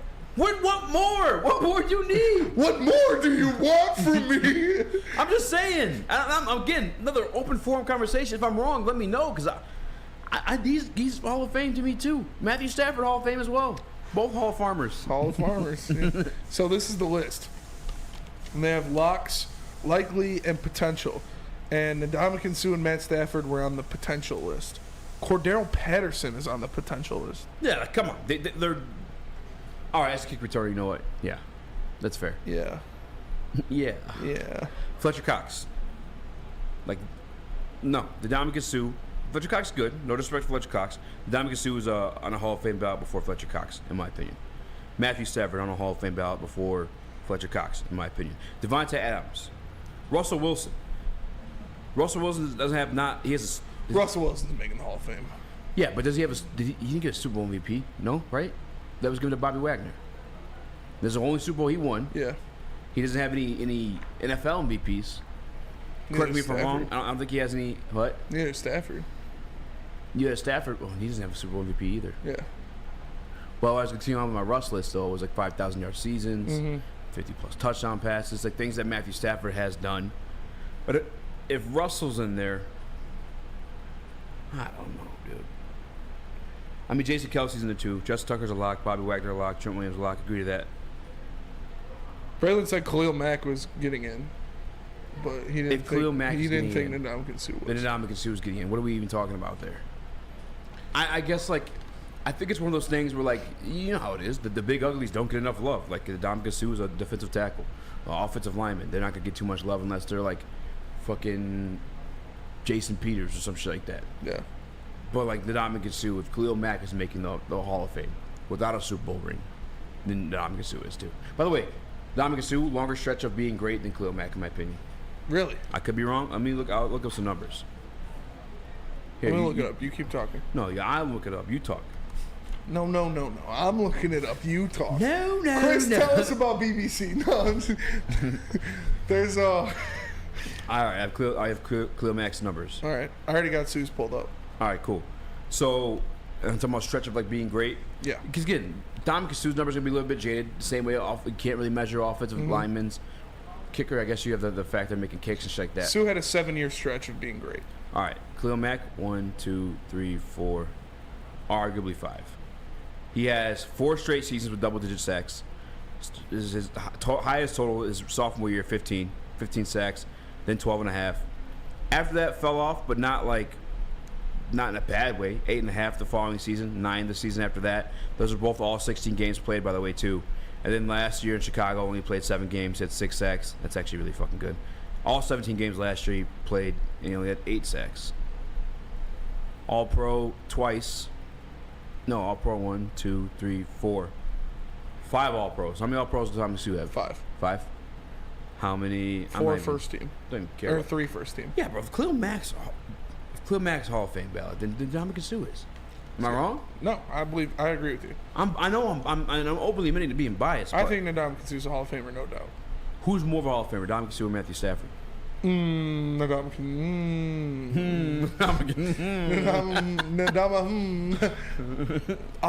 It's pretty close. JB, who's more deserving of a Hall of Fame ballot, Ndamukong Suh or Matthew Stafford? I want to say Sue just off of the stats, but still, I mean, Stafford did go somewhere else and get a Super Bowl out of it too. I'm going Sue. I don't have any issues saying Sue. As good as Stafford has been, Sue was like 1. You know what I'm saying? Like he was him at the position. Stafford was never that. Go ahead, Chris. Exactly. That was going to be my exact point for Sue, is when you talk about where they are in their respective classes. Matt Stafford was at his peak a top tier quarterback and flirting in that range, but Sue at his peak was the absolute pinnacle, the number one, like the wrecking force. So I would say Sue was more talented in his position than Stafford was as opposed in his position. Stafford's never made an All-Pro team. Wow. Really? He's only made 1 Pro Bowl. Really? Yeah. But and it wasn't even his 5,000-yard season. But maybe it's like something he declined for some type of surgery. I mean, I don't know. That's why I don't like. Yeah, there's no way he Pro Bowls. wasn't a Pro Bowler when he threw for 5,000 yards and 41 touchdowns. Yeah, he probably just. I mean, I'm assuming. And, well, yeah, he obviously wasn't a Pro Bowl last year or 2 years ago because they were in the Super Bowl. Now, do you think this poll I put in the chat is going to be taken over by fanboys or casuals, or just take the quarterback because it's the quarterback? I don't know. Because everything that Chris said, too, like the pinnacle of the position was Ndamukong Suh for 3 or 4 years. Yes. The only thing close was Gerald McCoy. Yeah. And Sue was better than Gerald McCoy, in my opinion. And then Aaron Donald came onto the scene. Because that's the thing, too, is like, yeah, you're going to have, okay, you have Sue's stats. Can you give us sack numbers? Yeah. He has 71.5 sacks in his career. Ndamukong Suh? Yeah. Damn. Let me see how much. Oh, my God. 84 from an edge position in a Khalil Mack. Oh, yeah. Like 74 and a half, you said? 71 and a half. 71 and a half? 600 total tackles. That's from an interior defensive tackle. Like that's 214 QB hits. Damn. What are QB hits in this one? 38 pass defenses. Only 148 QB hits for Khalil Mack. I don't want to make this about Khalil Mack versus Ndamukong Suh. That's not the conversation. Is Ndamukong Suh a Hall of Famer? Is he one over Matthew Stafford? I think he is. I don't think it's even close. I mean, it's maybe somewhat close, I guess. But as you said, Matthew Stafford, no. Yeah, no. All pros at all? No all pros. Not even the year he won the Super Bowl? Nope. Wow. He was pretty good that year. Yeah, he was. That was the second best year of his career. He had the most touchdowns. He tied the most touchdowns in NFL history. Didn't he? I could be wrong. No. Maybe like... Or maybe yards? Combined. Oh, I'm going to look it up right now. Jewel.com. I feel like this is kind of like the football version of the Chauncey Billups and Ben Wallace. I mean, to a higher level, I think. But I think it kind of reminds me of that parallel where Stafford and Suh are kind of in the same range as far as their Hall of Fame candidacy. And if you bring one in, you kind of got to bring in both. That's fair. 41. Can you do something for me? 41. Sorry, guys. I'm looking at numbers for Matthew Stafford. Sorry for that. I got his numbers right here. 41. No, I'm saying like I'm looking at like the most like in like league history. It was Peyton Manning in 2013, 55. Yeah, he had 41 touchdowns twice in his career. Yeah. Then Mahomes 50, Tom Brady 50. So only 41, which he did in Detroit, by the way, too. Yeah, he did it twice. Did it in 2011 and in 2021. So in 2031, he's going to do it again. So is Matthew Stafford a Hall of Famer? Yeah, I think so. With no All Pros? I still think he is. Yeah. Borderline, but like he'll get in eventually. I think Suh's a no doubter. Yeah, I think she's because there's a thumbs up check mark on Cam Jordan. Pull up Cam Jordan stats. All right. Let's do that one. Because that's he's another likely category. I'm gonna compare his numbers to Suh. Fuck it. If you had to pick one Lion today, not named Panay, who would you put your money on being a Hall of Famer? Yeah, Cam Jordan's got what? Jared Goff. 1, 2, 3, 4, 5, 6, 7, 8 Pro Bowls. Kirby? 1, 2, 3 All-Pro teams. 115.5 sacks. 639 tackles, and he's got a Super Bowl. So 115. Hold on. 115.5 sacks. 639 tackles. He's got a Super Bowl. He's got 1, 2, 3, 4, 5, 6, 7, 8 Pro Bowls. 3 All-Pro teams. I mean, that's better. Kansas. Yeah, he's a Pro Bowler. Yeah, 115 sacks is a lot. He's a Pro Bowler. Think about how great Khalil Mack's been in his stretch, and he only has 74. But he's also been doing it a very long time, too. He's a Hall of Famer. Well, if you want to be a Hall of Fame golfer, where should you go? 5 iron. I already read that one. Oh. You want to golf with Hall of Famers? I see what you did there. You gotta go to Randy Wise Celebrity Golf Tour. Golf with Hall of Famer like Darren McCarty.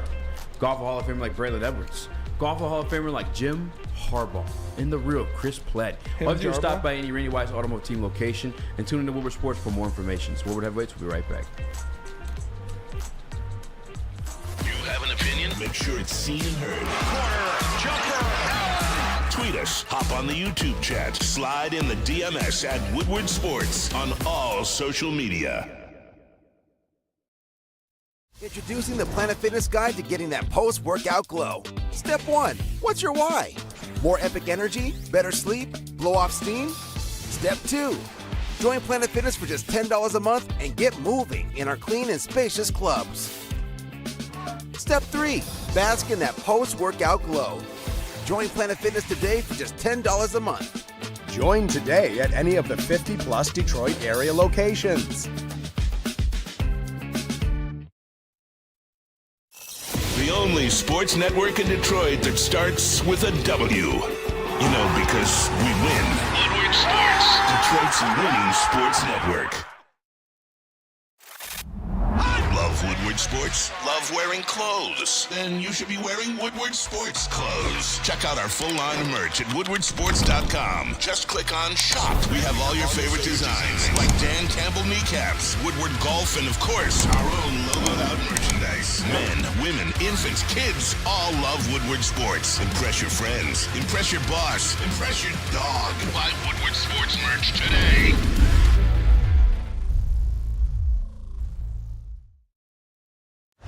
What up, though, everybody, and welcome back to the Woodward Heavyweights live on woodwardsports.com.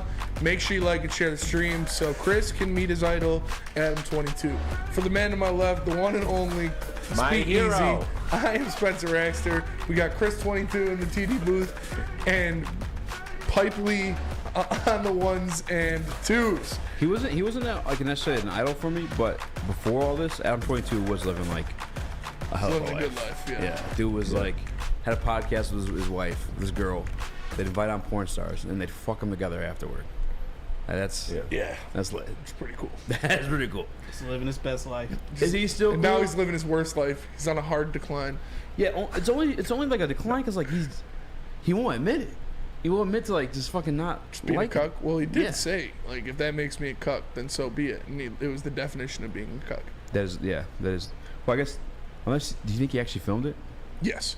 But now it is time for Would You Rather. Oh, man. I got some fucking doozies. I'm nervous for this one. Got some doozies on this one. First question, easy. Would you rather be punched in the face by D-Mac or sacked by Aaron Donald? Ooh. Sacked by Aaron Donald. It's fair. I'd rather have the pain distributed Evenly across my throughout entire your body. body, yeah. Because like I told you the story, like I used to put my hands out for D-Mac just coming down the hall one time, and I was like, "Fuck it, hey." Yeah, dude, the guy. Relax. Every time I fist bump him every day, and it breaks my knuckle. JB. That's the exact point I was gonna bring up. He fist bumps me every day, and I'm like, God damn. Yeah. So yeah, sack. Chris. Yeah, man, those fist bumps are lethal. I've gotten them few and far between, but I remember each of them, and my hand still remembers each You of guys them. are stupid. So- I had to learn from one. From now on, I'm all giving finger guns. No, it's that D-Mac. Yeah. D-Mac. I mean, the dude's a legend, though. He punches my finger. If he goes for the fist bump, like, you know, he's D-Mac, he's a legend. Like, you can't be like, hey, high five, That's or facts. give him a pointer. or I've whatever. actually already been punched in the face by D-Mac. Wait, what? Really? Oh yeah. At Meyer. When he was a dragon. Well, you fucking hit me. Yeah. Man was high as fuck. That He day. was so high. I would have been a kick-ass dragon. Check it out, boys. But we were like, I like dropped the gloves with him, and he grabbed my shirt like a hockey fight and gave me a couple of those. And I was like, oh, fuck, dude. Yeah. I turtled immediately. But like, if he like full cock right hand, no thanks. I'm getting sacked by Aaron Donald. Yeah, for sure. All right, next up. Would you rather be stranded on a raft in open ocean or lost in the desert? Am I dying in both of these scenarios? I mean, Am I getting rescued at some point? you could be Yeah, possibly. you're right. Desert. Really? Bro. Yeah, what do you mean? I don't know. I feel like it's more likely. to You're be- definitely afraid of orcas. I And you're know, telling me really? But it's more likely to Sharks? be found in the ocean, you know, like because there's boats and shit. There's no That's desert fair. boats. Sounds like a good time though. I'm not That gonna would lie. be pretty dope. I guess there's I was just listening to a Sean Strickland Joe Rogan podcast on the way in, and I guess there's parts of Nevada. There's a lake out there. It's like drying up, and there's like more and more bodies being found. No way. I swear, yeah, because the lake is just shrinking because like there's no water or whatever the fuck's out there. That's badass. That is kind of badass. Oh yeah, I switched. I'll go water. I'd rather die from an orca or a shark than just like Yeah, fucking then just die from dehydration. Way cooler. Yeah, you're right. JB. No, desert. I'm not going out in the shark's living room. I'm cool. That's fair. You're on a raft though. It's not like you're just floating. I know, but still, he's gonna see that raft and be like, "Oh, what's that?" All right, that's fair. Chris. 100%, yeah. I'm one of those people. I do not want to get eaten by any type of animal or anything. I'd rather just die of dehydration in a desert. I'm gonna go ocean because you're in a raft, so you don't have to exert as much energy. Like the current will just carry you, and there's more likely for a boat to find you. Next up, easy. Would you rather be elbowed in the face by John Jones or choked out by Khabib?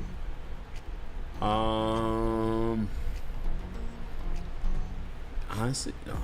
Choked out by Habib. Yeah. Can I tap out, right? Yeah. Or I can go out? No, you got to go out. Choked out. I've Not been choked till out you before. tap. Yeah. Hell yeah. Nah. Some freaky shit. Nah, I'm not like that. JB, elbowed in the face by John Jones and choked out by Bube. Choked out. Those elbows are deadly, man. It's fair. Pass Yeah. on that.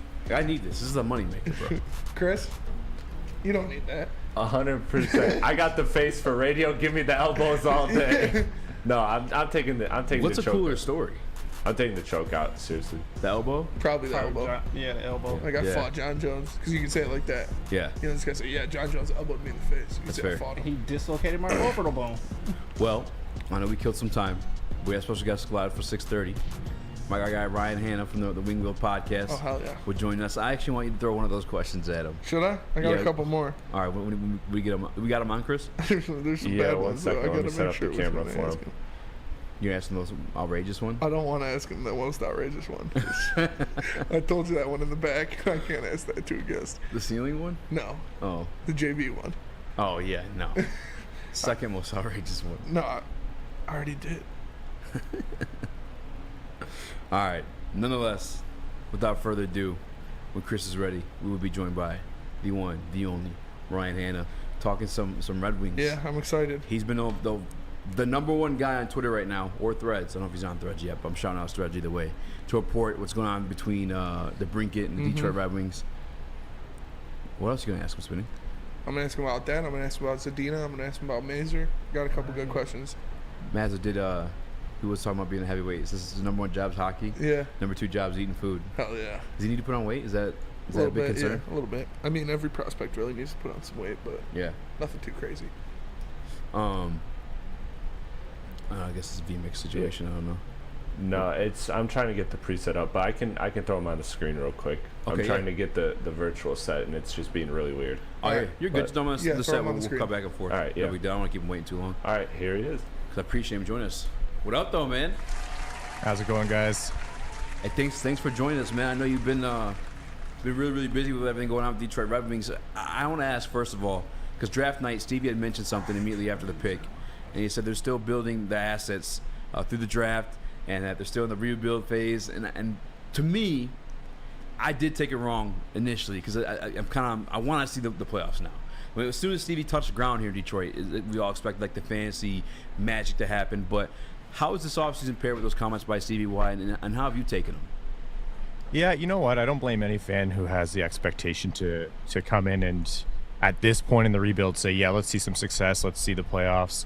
There's a hot minute there last season where Detroit was actually making noise for a playoff spot, which surprised all of us, and then they kind of fell back to reality. You can hear statements like that, and you can get frustrated. And honestly, covering the team and also being a fan of the team, it's a little bit of column A, a little bit of column B. There's realities that the Red Wings are working with. They have had less than zero lottery luck, so they don't get a free Connor Bedard. They didn't get a free, Austin Matthews, Connor McDavid, nothing like that. Yzerman has done really well with the first-round picks, the high first-round picks that he's had so far. Has he been perfect? No, but even for someone who is disappointed with where the Red Wings are now, I just don't see what else he really can have done. And the two picks that they walked away with in the first round, I think Red Wings fans should be really, really happy with that haul.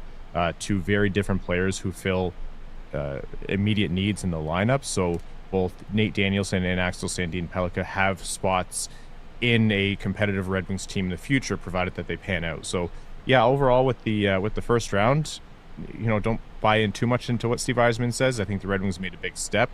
It's just not immediate. Yeah, I like those picks, definitely. You got they kind of filled holes needed. You got your face-off guy, and then you got a right-handed scoring D-man. So you got a couple guys that can fill some gaps for sure. But looking at what Red Wings fans are most interested in, that you've been very tied into, very linked in with, is the Alex DeBrincat news and what's going on with him. We heard rumblings about possibly before the draft, possibly during the draft, what's going to happen there. But now as time passes, he still hasn't moved. Have you heard anything else about talks with that? Is Stevie just still trying to get one of those Steve Yzerman deals where he gets this guy and everybody's like, oh shit, well, it's just Steve Yzerman, or has the talks kind of slowed down? Yeah, so the facts that we know about this are, one, Alex DeBrincat wants to come to Detroit. the way he set up the teams he'd be willing to sign a long-term extension with, it was essentially teams that couldn't afford Alex DeBrincat with their cap space and the Detroit Red Wings. So he's almost not tying Ottawa's hands to Detroit, but he's really making it so if they want to get the most return they can, it's going to be to Detroit. Steve Yzerman knows this. Steve Yzerman's a grinder. He's a killer to work with in terms of trading with other GMs. It's a joke every time Yzerman makes a trade. Like his that GM's fan base is like, why did you even pick up the phone? Elliot Friedman of Sportsnet has done a lot of really good reporting here, and he's said, Yzerman's a grinder. He works you, and then he gets to what his offer is, and then he stops. So that's ostensibly where we are now. Is Detroit has put forward an offer. Yzerman has given Pierre Dorion an offer, and he said, "This is what I'm giving you." Pierre Dorion classified it as pennies on the dollar, so we can say this isn't a massive return. And Yzerman's angle is, well, we have the leverage. He only wants to come here, really. So you can trade him somewhere else if you want to spite me, but then we're just going to sign him for free in a year anyways when he's an unrestricted free agent. So that's kind of where things are at. You can't really blame Pierre Dorion of the Ottawa Senators for holding out, because it's, I'd be pissed off if I was the Sens GM. It's a bad situation to be in, and Yzerman's basically playing chicken right now. Well, how do you feel about DeBrincat as the fit to the Detroit Red Wings? Like, does it feel like more of a blessing because we actually have a top guy that wants to come here? But is he actually like a good fit for the team?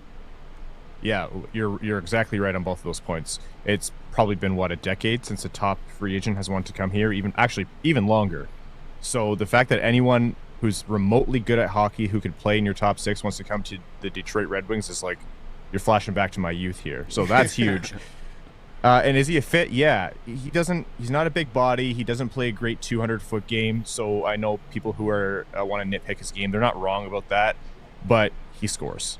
He's a 40-goal scorer. He didn't do it last year. I don't know that he would do it in his first season on this Red Wings cast. It's not like the most talented team, but he scores. And what the Red Wings lack the most is goal scoring. Like, this is a guy who comes in and does something that almost no one else on the Red Wings does, which is score.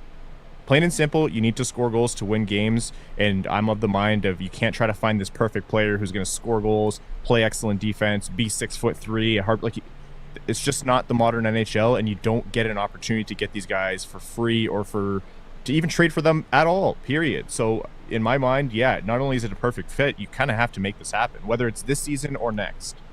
If it's not DeBrincat, is there another name out there that's a realistic possibility for the Detroit Red Wings? It's a thin market, man. It's a really thin market. Teams who have goal scorers don't want to trade them. I think the Red Wings picked up one of the most efficient goal scorers in free agency in Daniel Sprong. He came in cheap. He's not going to be the solution to everything. It's just a small step. Vladimir Tarasenko was reportedly going to the Carolina Hurricanes and then fired his agent, and then now they've reset that whole process. He could come in, but that's not a long-term play. Other than that, there's not really a lot out there, barring some unforeseen trade, and this is the NHL, not the NBA. Like, trades like that just don't really happen. Yeah, and this guy, if they bring in DeBrincat, obviously, he's on your top line. He would be by far the best goal scorer that Dylan Larkin has played with in his career. Like, how much would that help Dylan Larkin's improvement? We saw him have one of the best years of his career last year as a point-a-game guy. How much would bringing in a guy like DeBrincat help him get better as a player? Oh, massively. And not just Dylan Larkin, Lucas Raymond and any other player in the Red Wings top six. Lucas Raymond had a tougher sophomore season. Part of that's just the sophomore slump. Other teams get tape on you and the game plan for you. But a lot of that is, the Red Wings don't have enough good players to pull the pressure away from their key guys. So if you're Dylan Larkin or you're Lucas Raymond, you have no space. The other team collapses on you instantly. And that's a good game plan because, the other players on the ice aren't really a threat. Last season, Jacob Vrana and Tyler Bertuzzi were hurt or gone all year, essentially. And so it really was... that definitely is something that I'd love to see. But we actually have to pay some bills real fast and go to break. Would you mind staying on with us through a break? Absolutely, and then we can man. get into more of this? Awesome. Thank you so much. Easy. That's normally your job. Let me tell you guys about Planet Fitness, because Planet Fitness is the home of the judgment-free zone where you work out in a non-intimidating, judgment-free atmosphere. The gym that has always been known for being clean is now cleaner than ever, and you can get a full-body workout in just 30 minutes in a 30-minute circuit. All memberships start at just $10 a month, or you can upgrade to the Black Card for $24.99 and get the use of all amenities. And, of course, high school students ages 14 and 19 can work out for free all summer long thanks to the High School Summer Pass program. Find out more or sign up at planetfitness.com or in your local Planet Fitness. It's Planet Fitness, where fitness is essential. Woodward Avenue, the first paved road in America. Woodward Sports, the first sports network born in Detroit and made for Detroit.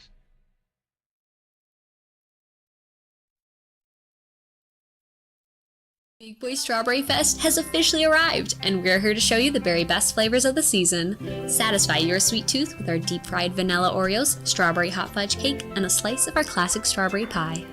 But that's not all. Cool off on a refreshing summer splash salad, or savor the flavors of our chicken Caesar wrap and strawberry bacon chicken wrap. And for breakfast lovers, don't miss out on our strawberry hotcakes or our mouth-watering red velvet waffle. Strawberry Fest is something for everyone. Celebrate the sweet season with us at Big Boy. We are the network for Detroit by Detroiters. Welcome to the Woodward Sports Network.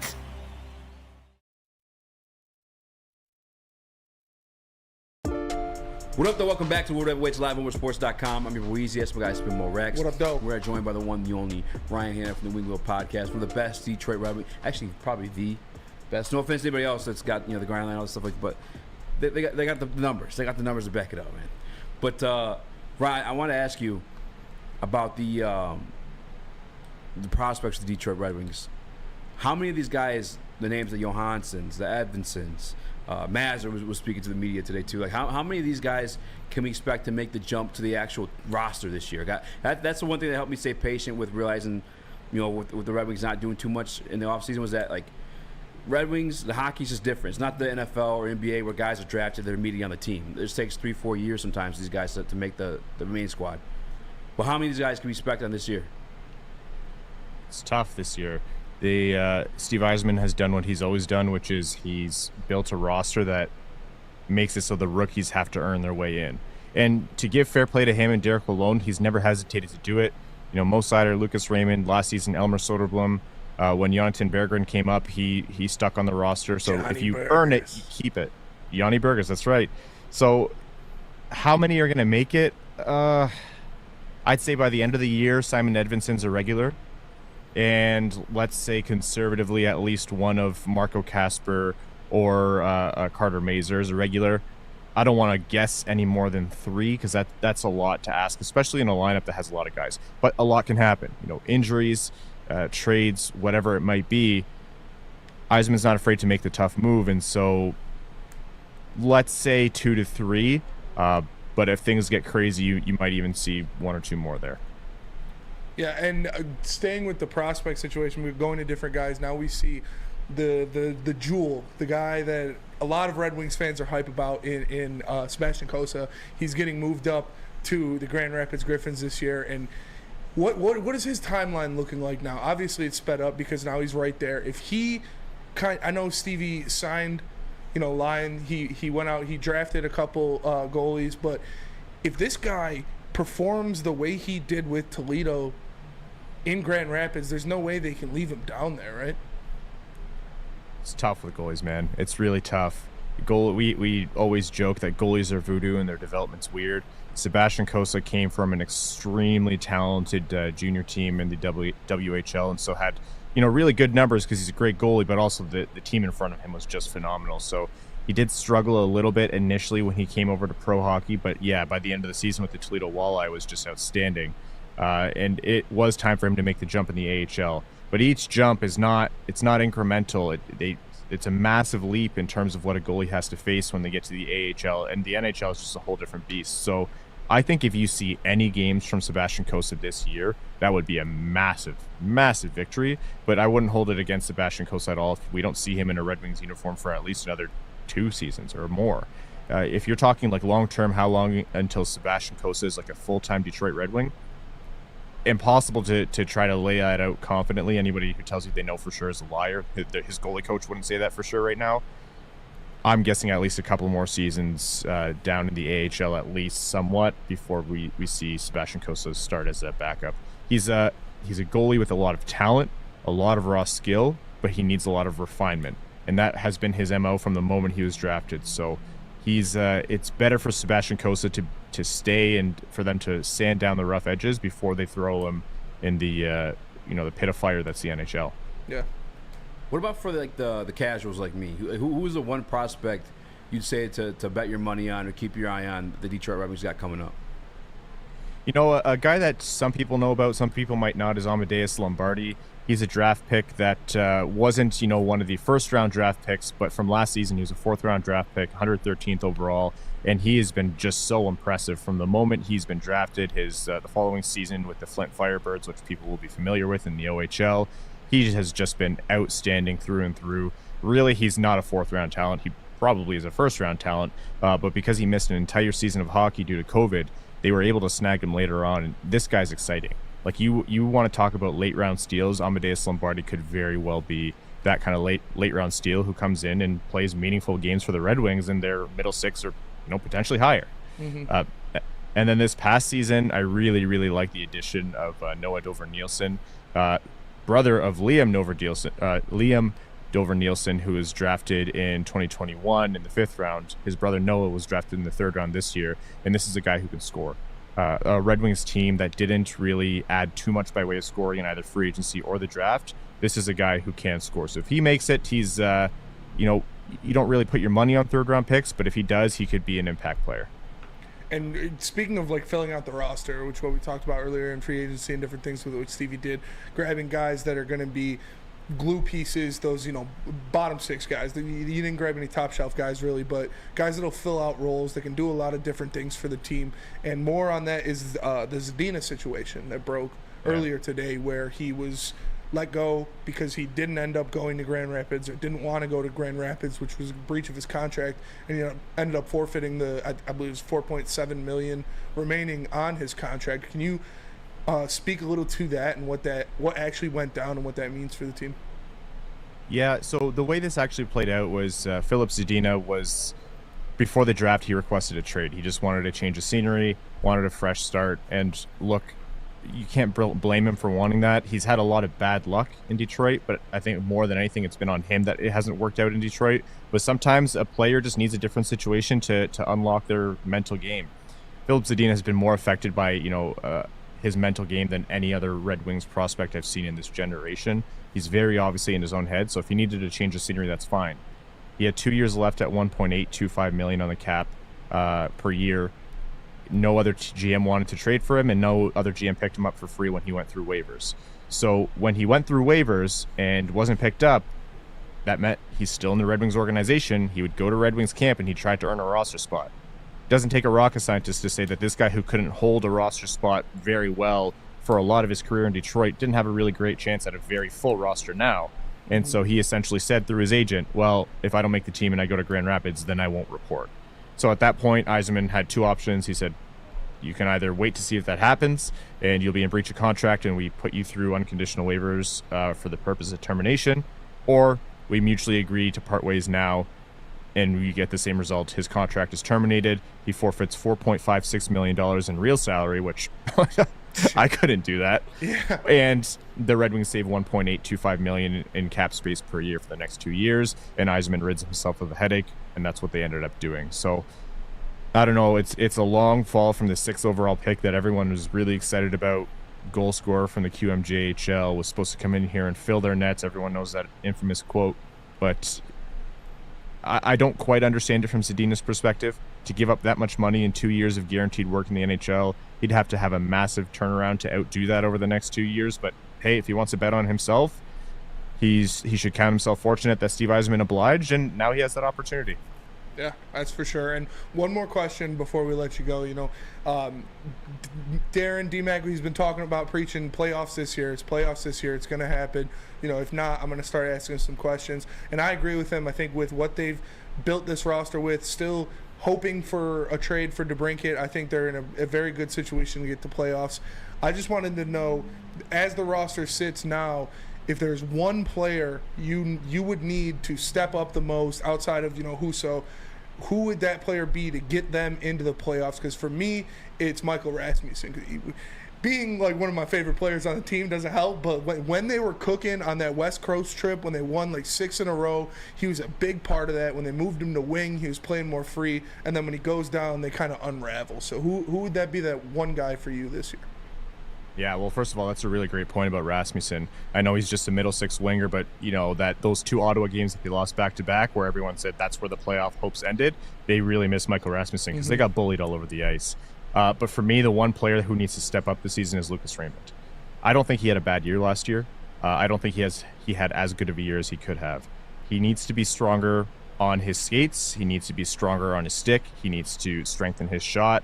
He has a really good shot. He needs to use that more. He needs to create better space for himself, and he needs to constantly be adapting his game. And the good news is he can do all those things. He's talented enough to do it. We've seen him do it.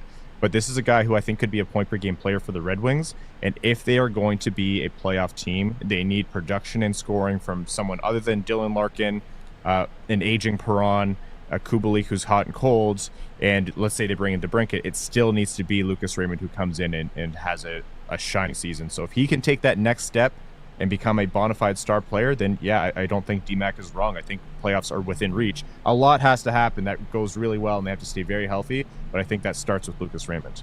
Hell yeah. Go ahead. No, I was going to say I was asking best spot for Poutine, Metro Detroit.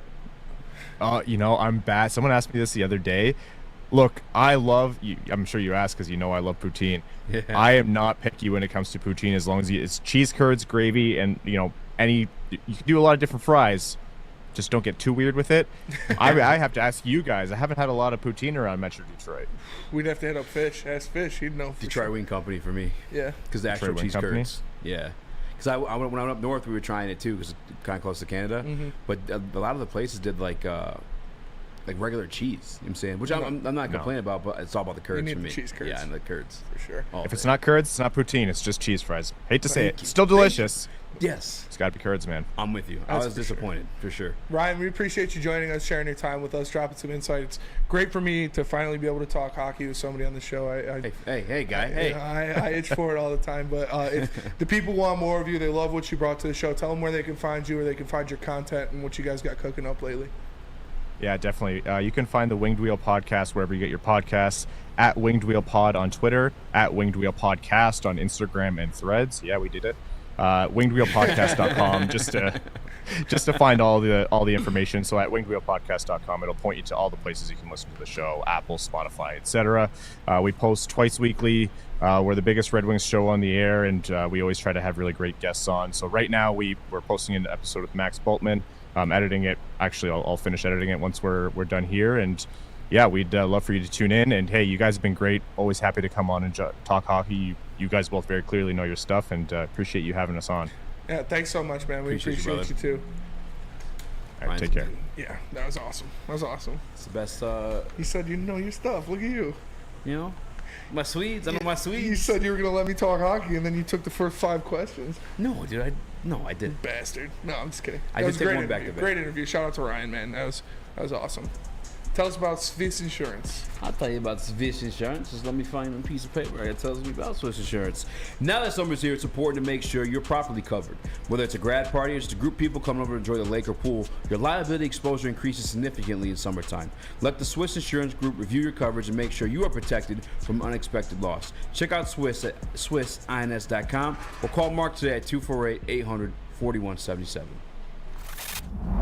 Love Woodward Sports? Love wearing clothes? Then you should be wearing Woodward Sports clothes. Check out our full line of merch at woodwardsports.com. Just click on shop. We have all your favorite designs, like Dan Campbell kneecaps, Woodward golf, and of course, our own logoed out merchandise. Men, women, infants, kids all love Woodward Sports. Impress your friends. Impress your boss. Impress your dog. Buy Woodward Sports merch today.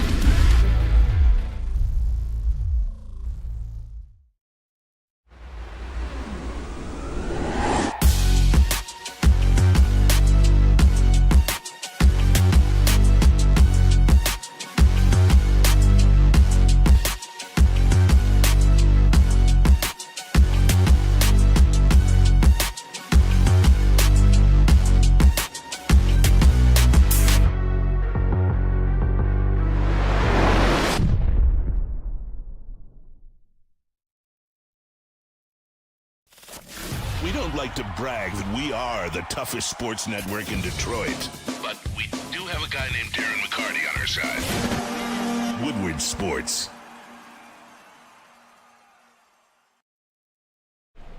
Your childhood may be over, but playtime is not. Outdoor Equipment Company is your source for outdoor power equipment, sales, service, and parts. Carrying top brands such as Bad Boy, LS Tractor, Steel, and more. Servicing the Great Lakes region with locations in Metro Detroit and Greater Lansing. For more information, visit us at OutdoorEquipCo.com.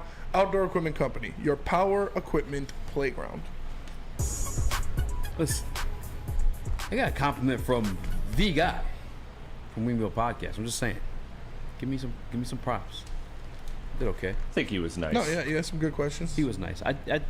I'm in the loop. Not as tight as Yeah. you. Like the Rasmussen thing. I mean, I know he was killing it last year for a little bit. He was just like, I know he was. I know he did his thing for a little bit because Mike was like, because Mike called him out in mid-season, and then he made Mike look kind of like an idiot. Well, he got hurt. Yeah. I mean, well, no, but Mike was like betting against him. Yeah. And then obviously he started balling. They moved him to wing, and he started balling a lot less responsibility than he had when he was playing center. He was moving around, using his body, and getting more offense. So it was fun to watch. And for anybody that doesn't like take part in hockey, JB, way better than baseball. Way better than baseball. I mean, like I'm not a diehard, but like when I did tune in, it doesn't help to the Red Wings like lose, but still like exhilarating. Like the first game last year was good. The first game the year before that against Tampa, that was electric. That was fucking amazing. But the one that really got it for me, I think I've told you, we had this conversation already, was the Panthers and the Lightning round one. Oh, yeah. That shit was fucking, well, hockey's different. So, would you rather? I have to ask this one. Watch JB plow your girl twice a week, or watch a full season of WNBA? That is hilarious. Somebody on Twitter actually, could be your burner. Somebody asked that on Twitter. I'd rather watch JB plow my bitch twice. Twice a week? Twice a week. A full WNBA season, start to finish? Yeah. Like for any one team? No. How many games do they even play? Like 30. Like 4? Oh. I think like 32. Okay, I could do that. Let me see. How many days did that WNBA season. It all comes down to how much you love your woman. It runs from Friday, May 19th through Sunday, September 10th. So your summer. About 4 months. JB smashed your girl all summer. Or JB smashing your girl all summer. Is this fucked up? I could laugh. Like I'd find entertainment in watching JB smash my girls. I don't have a girl right now either, so I don't have any like endearing. I already know your answer. Your answer is no. I'm watching WNBA. You never want to share it. That'll do it for us today. We appreciate you all for tapping into the Woodward Heavyweights live on WoodwardSports.com. Make sure you like and share the stream. If you're listening on audio platform, leave a 5-star review. For the man to my left, the one and only Speak Easy, JB Smooth, Jay Bussy, Pipe Lee, whatever you want to call him, in the audio booth, and our boy Chris22 on the ones and twos. I'm Spencer Rexter. We are the Woodward Heavyweights. We'll catch you guys tomorrow. Chris21. Peace.